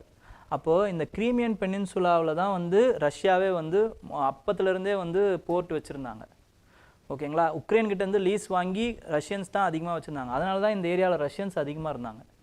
ஸோ ரெஃபரண்டம் வரும்போது ஈஸியாக வந்து ரஷ்யா வந்து அவங்களோட ரெஃபரண்டம் வச்சு அவங்களே எடுத்துக்கிட்டாங்க, 2014 எடுத்துக்கிட்டாங்க. அப்போது இந்த கிரீமியன் பெனின்சுலாவிலேருந்து மட்டும்தான், இந்த பிளாக் சீலேருந்து தான் இவங்களால் என்ன பண்ண முடியும் அப்படின்னு பார்த்தீங்கன்னா, போஸ்பரஸ் ஸ்ட்ரைட் வழியாக they can connect with Mediterranean C. இந்த மெடிட்டரேனியன் சி மூலமாக உங்களால் சூவஸ் கேனல் வழியாக வந்து உங்களால் வேறு எந்த ஒரு இதுக்கும் கனெக்டிவிட்டி பண்ண முடியுமே தவிர்த்து, மேலேயும் உங்களுக்கு கனெக்டிவிட்டி இல்லை, கீழேயும் உங்களுக்கு கனெக்டிவிட்டி இல்லை. அதனால தான் அந்த கிரீமியன் அந்த பெனின்சுலாவை அவ்வளோ கஷ்டப்பட்டு இவங்க பிடிச்சிட்டு இருந்தாங்க. ஓகேங்களா. இப்போ பிகாஸ் ஆஃப் கிளைமேட் சேஞ்ச் என்ன ஆகுதுன்னு பார்த்தீங்கன்னா, நார்தன் சி ரூட் கொஞ்சம் கொஞ்சமாக இவங்களுக்கு ஒரு வழியை கொடுக்குது. ஸோ சென்ட் பீட்டர்ஸ்பர்க்ஸ்லேருந்து இவங்க என்ன பண்ணுறாங்க, they want to connect it with Vladivostok. ரெண்டுமே ரஷ்யா தான். எவ்வளோ பெரிய இது பாருங்கள். இந்த இடம் இருக்குது பார்த்தீங்களா, இதுதான் பேரிங் ஸ்டேட்டுன்னு சொல்லுவோம். இதுக்கு ரெண்டுத்துக்கும் நடுவில் இதுதான் அலாஸ்கா. இந்த அலாஸ்காவை தான் இவங்க என்ன பண்ணிட்டாங்கன்னா அமெரிக்காவுக்கு விற்றுருவாங்க. ஆக்சுவலாக இது வரைக்கும் அவங்களோட இடமா இருந்துச்சு, ரஷ்யன் இதுவாக இருந்துச்சு.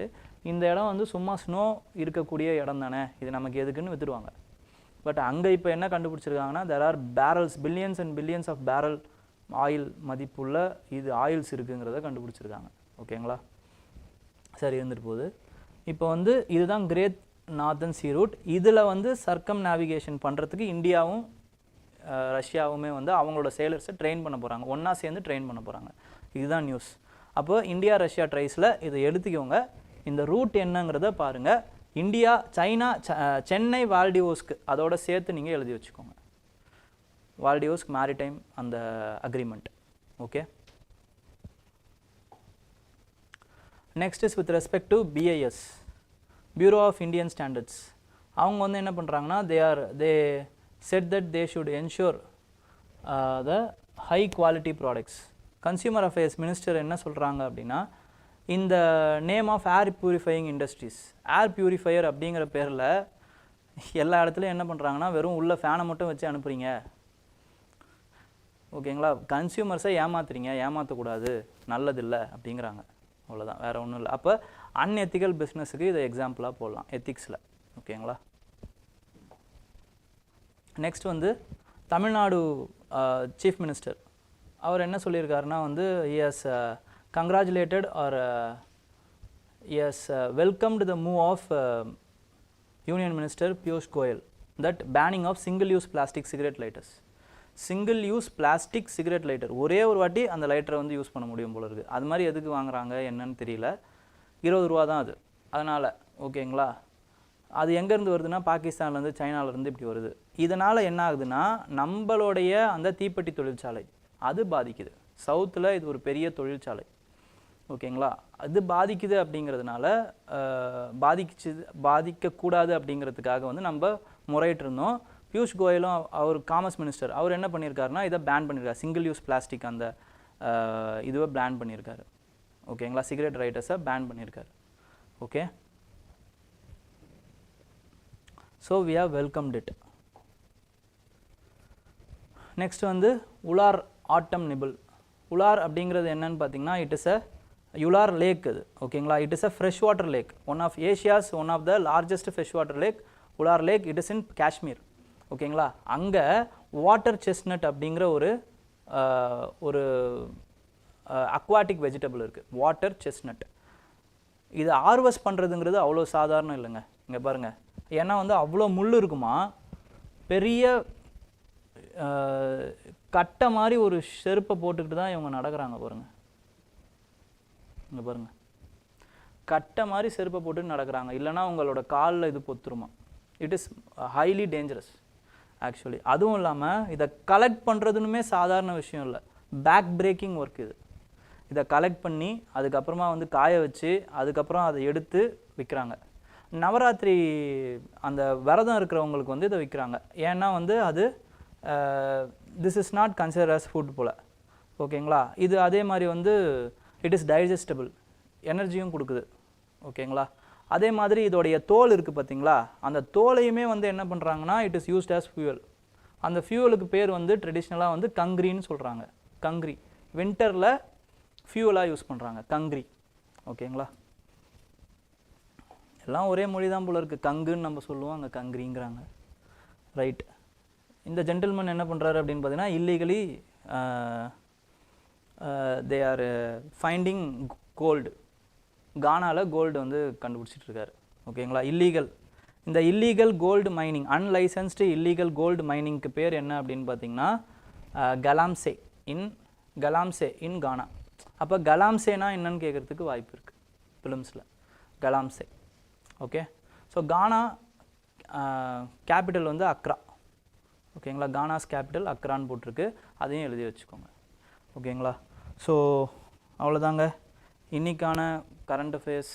இனிதே முடிந்தது. ஏதாவது டவுட்ஸ் இருந்தால் யூ கேன் ஆஸ்க் மீ.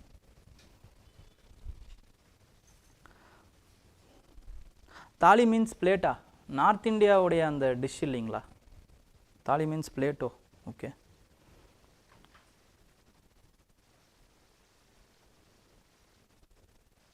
இந்த charts data visualisation of UAPA source mention பண்ணணுமா சார்? இந்த UAPA ஆக்ட் அக்ரெசிவாக இருக்குது, இன்னும் இதெல்லாம் ஃபால்ஸ் அலிகேஷன் பண்ணுறாங்க. இல்லை, ஃபால்ஸ் அக்ரெஷன் இது ட்ரக்கோனியனாக இருக்குன்ற சொல்கிறாங்களே தவிர இது ஃபால்ஸ் அலிகேஷன் கிடையாது. இது இட் இஸ் ட்ரக்கோனியன் ஒன்லி. ஓகேங்களா. அதே மாதிரி சார்ட்டோடைய சோர்ஸை நீங்கள் மென்ஷன் பண்ணலாம், தப்பில்லை. அப்படி ஏதாவது அவங்க கொடுத்துருந்தாங்கன்னா மென்ஷன் பண்ணுங்கள், நோ வரிஸ். ஓகே.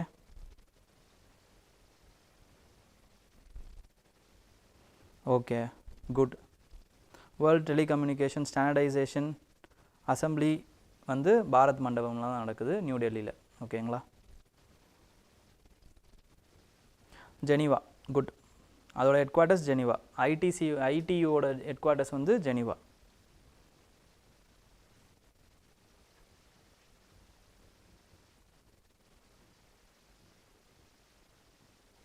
கனடா இஷ்யூஸை எப்படி வந்து நோட்ஸ் மேக் பண்ணுறதுன்னு கேட்டிருக்கீங்க. ஒன் ஆஃப் த இம்பார்ட்டண்ட்டான விஷயம் என்ன அப்படின்னு பார்த்தீங்கன்னா, இப்போ கனடா இஷ்யூவில் என்னென்ன மாதிரியான இது இருக்குதுன்னு பாருங்கள். இப்போது ஜிஎஸ் சிலபஸில் யோசிங்கங்க, சிலபஸ் வைஸ் யோசிங்களேன். இந்த கனடா இஷ்யூஸை ரெண்டு இம்பார்ட்டண்ட்டான விஷயத்து கூட உங்களால் கனெக்ட் பண்ண முடியும். First is with respect to GS2 bilateral relations. அதுக்கப்புறமா வந்து GS3 it is internal security. internal security எப்படி? how intelligence agencies are collaborating with the organized crime individuals. ஓகேங்களா, for doing their covert operations. அப்போ covert ஆப்ரேஷன்ஸுக்கு example, case study, இது எல்லாத்தையும் நீங்கள் எழுதலாம் ஃபர்ஸ்ட் ஆஃப் ஆல். ஓகேங்களா. How we can justify the covert operation, இதெல்லாம் வந்து இன்டர்னல் செக்யூரிட்டியில் கேட்பாங்க. அப்போ ஹவு கேன் வி ஜஸ்டிஃபை, அந்த ஜஸ்டிஃபிகேஷனுக்கும், ஜஸ்டிஃபிகேஷன் என்னது, national security is the justification. What are the positives of covert operation, அதுதான் நான் ஒரு 4 பாயிண்ட் சொன்னேன். நெகட்டிவ்ஸ் ஆஃப் இது அதுதான் ஒரு 4 பாயிண்ட் சொன்னேன். இதுதான் உங்களோட நோட்ஸு. ஓகேங்களா. நெக்ஸ்ட்டு பைலேட்ரல் டைஸில் என்ன பண்ணலாம் அப்படின்னு பார்த்தீங்கன்னா, irritants with respect to India Canada relationship. It is with respect to Khalistan movement, pro Khalistan movement. Khalistan movement பற்றி சொன்னால GS1ல் நீங்கள் அதை நோட்ஸாக எடுக்கலாம். Post independence India. GS3லையுமே செப்பரேட்டிசம், அதுலேயும் எக்ஸாம்பிளாக நீங்கள் எடுத்துக்கலாம். அப்புறம் ஃபிலிம்ஸ் பேஸ் பண்ணி என்னென்ன இம்பார்ட்டண்ட்டாக எடுக்கணும் அப்படின்னு பார்த்தீங்கன்னா, 5 eye initiatives, 5 eyes initiative. 5i அலையன்ஸா 5i அலையன்ஸ் இதை எடுக்கணும். ஒரே இஷ்யூ தான், ஆனால் நம்ம எப்படி பார்க்குறோம் அப்படிங்கிறது தான். ஓகேங்களா?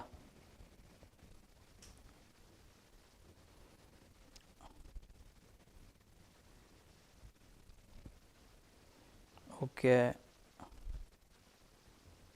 Sir, directive words for mains சொல்லுங்கள் அப்படின்னு கேட்டிருக்கீங்க. ஓகே, அதையும் நான் சொல்கிறேன். அப்புறம் அது ஒரு வீடியோ மாதிரி ஏதாவது போட முடிஞ்சால் போடுறேன். அப்படி இல்லைனா மாதவி மேமுமே போட்டிருப்பாங்கன்னு நினைக்கிறேன், ஒரு வாட்டி செக் பண்ணுங்கள். ஓகே, டைரக்டிவ் வேர்ட்ஸ் பற்றி நம்ம பேசுவோம். Sir, food processing related questions and food inflation questions will be useful to answer the questions with the structure. Yes, food processing is very very important thing.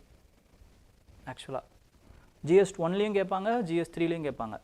ஓகேங்களா? GS3ல food ப்ராசஸிங்னு அந்த டெலிபரேட்டாக சிலபஸ்லேயே இருக்குது. So அதனால் வந்து food ப்ராசஸிங்கை ஒரு வாட்டி கன்ஃபார்மாக ஏதாவது வந்துச்சு, நியூஸ் பேப்பரில் வந்துச்சு அப்படின்னா அதை எக்ஸாம்பிள்ஸோடு எடுத்து எழுதி வச்சுக்கோங்க. ஓகேங்களா? The big brother attitude of the West and the vote bank politics are intensifying the tensions between. Will this be the possible question அப்படின்னு கேட்டிருக்கீங்க. The big brother attitude of the West and vote bank politics are intensifying the tension between Canada and India. Discuss. இவ்வளவு டைரக்டாக கேட்க மாட்டாங்க. ஓகேங்களா? இன்டைரக்டாக கேட்பாங்க, big brother ஆட்டிடியூடோடு நிறுத்திப்பாங்க. ஓட் பேங்க் பாலிட்டிக்ஸுங்கிறது நமக்கு பாயிண்ட் அது, அதனால் அதை பெருசாக கேட்க மாட்டாங்க. ஓகேங்களா? Big brother attitude of the west, ஓகேங்களா, அதை மட்டும் கேட்குறதுக்கு வாய்ப்பு இருக்குது. ஓகேங்களா? அப்படி கேட்குறதுக்கு வாய்ப்பு இருக்குது. இந்தியா கனடா டைஸோ இல்லைனா வந்து இந்தியா வெஸ்ட் டைஸ், இல்லைனா global south versus global north அப்படி கேட்கலாம். எப்படி வேணாலும் கேட்கலாம், டிஸ்கஸ் அப்படின்னு கேட்கலாம். ஸோ அதுக்கு இந்த மாதிரியான ஆன்சர்ஸ்லாம் நீங்கள் எழுதலாம். இது ஒன் ஆஃப் த டைமென்ஷன்ஸ் தான். அப்போ வேறு என்னென்னலாம் டைமென்ஷன்ஸ் இருக்குது? கிளைமேட் சேஞ்சு ஒரு டைமென்ஷன், எக்கனாமிக்கல் அந்த இன்ஸ்டிடியூஷன்ஸ் ஒரு dimension, where they are having more say or more power with respect to the button notes institutions like World Bank and IMF. ஓகேங்களா? So இந்த மாதிரி நீங்கள் எழுதணும். அப்போ இது ஒன் ஆஃப் த ஆங்கிள் தான். இதையே ஃபுல்லாக எழுதிடக்கூடாது. அவன் ஜென்ரலாக கேட்குறான் அப்படின்னும் போது ஜென்ரலாக எழுதணும். ஓகேங்களா?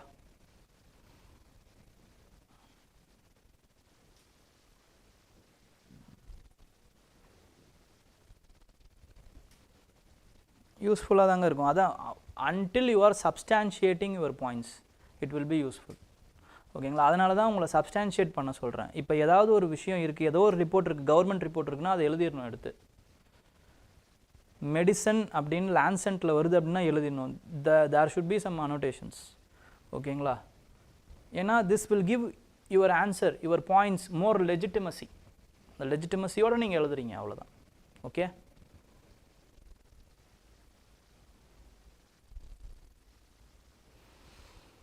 So you are Tamil medium and you are trying to write in English, I think. ஓகேங்களா? அப்போது நீங்கள் என்ன பண்ணணும்னா you should also read English. அது one of the important thing. நீங்கள் என்ன நினச்சிடக்கூடாதுன்னா everybody should not take English as a English granted, taken for granted எடுத்துக்கூடாது as a language. ஏன் எடுத்துக்கக்கூடாது அப்படின்னா, எல்லா தமிழ் மீடியம் பசங்களுக்கும் இல்லை இங்கிலீஷ் மீடியம் பசங்களுக்கு கூட சொல்கிறேன். இங்கிலீஷ் மீடியம்லாம் ஒன்றும் படித்தவன்லாம் எல்லாம் ஒழுங்காலாம் எழுதிட மாட்டான். ஓகேங்களா? எல்லாருக்குமே சொல்கிறேன், நீங்கள் படிக்கிறீங்கல்ல அது ஃபார் யுவர் அண்டர்ஸ்டாண்டிங். நீங்கள் படித்து மண்டையில் ஏற்றிடுறீங்க கண்டென்ட்டை. இந்த கண்டென்ட்டு எந்த மொழி வழியாக வருதோ அந்த மொழியில் உங்களுக்கு கொஞ்சம் கரெக்டாக ஒரு கிராமட்டிக்கலாக எழுத கற்றுக்கணும். தமிழ் எழுதுறீங்கன்னா பிரச்சனை இல்லை. தமிழில் இன்னொரு பிரச்சனை இருக்குது, கண்டென்ட் இருக்காது, அதுதான் பிரச்சனை. இங்கிலீஷில் கண்டென்ட் இருக்கும், எழுத தெரியாது, அதுதான் பிரச்சனை.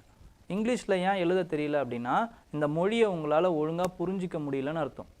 ஏன்னா நீங்கள் சொல்கிற மொழி இருக்குது பார்த்தீங்களா, அதை நீங்கள் என்ன நினச்சிருக்கீங்களோ அதை எழுத தெரியணும் உங்களுக்கு அந்த மொழியில்.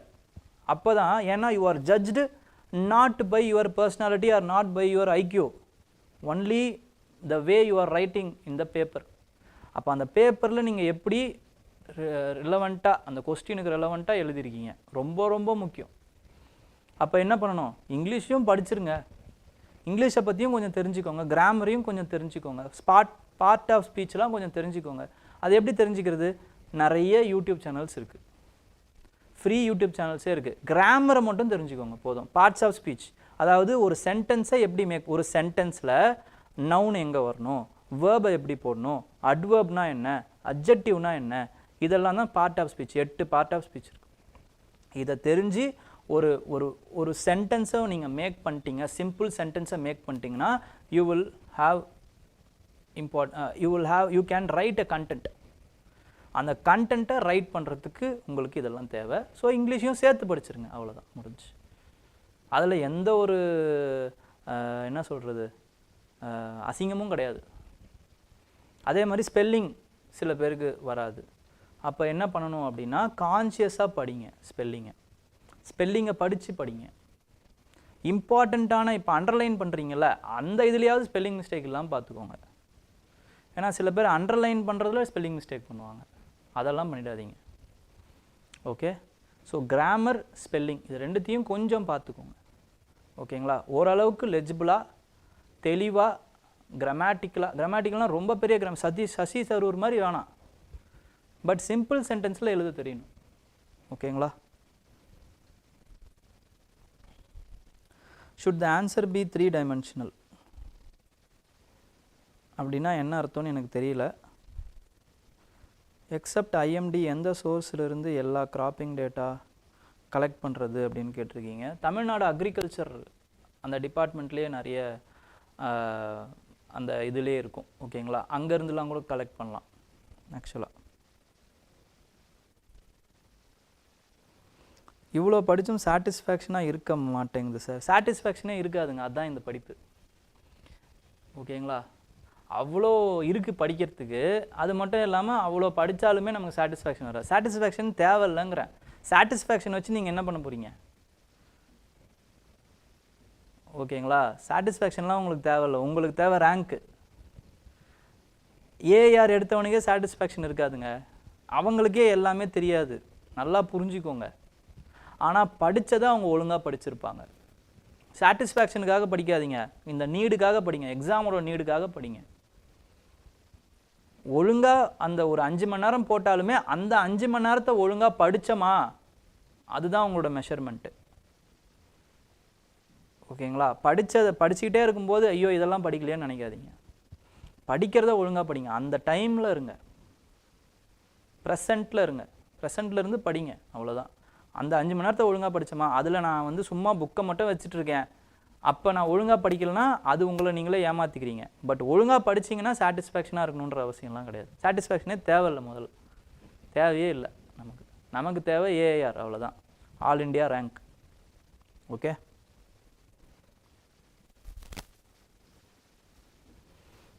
டைமென்ஷனலாக எழுதலாம் பொலிட்டிக்கல். ஆனால் பொலிட்டிக்கல், எக்கனாமிக்கல், சோஷியல் அப்படின்னு எழுதாதீங்க, திங்க் பண்ணுங்க. பட் அந்த 3 டைமென்ஷன் மட்டும் இல்லை, இன்னும் நிறைய டைமென்ஷன்ஸ் இருக்குது.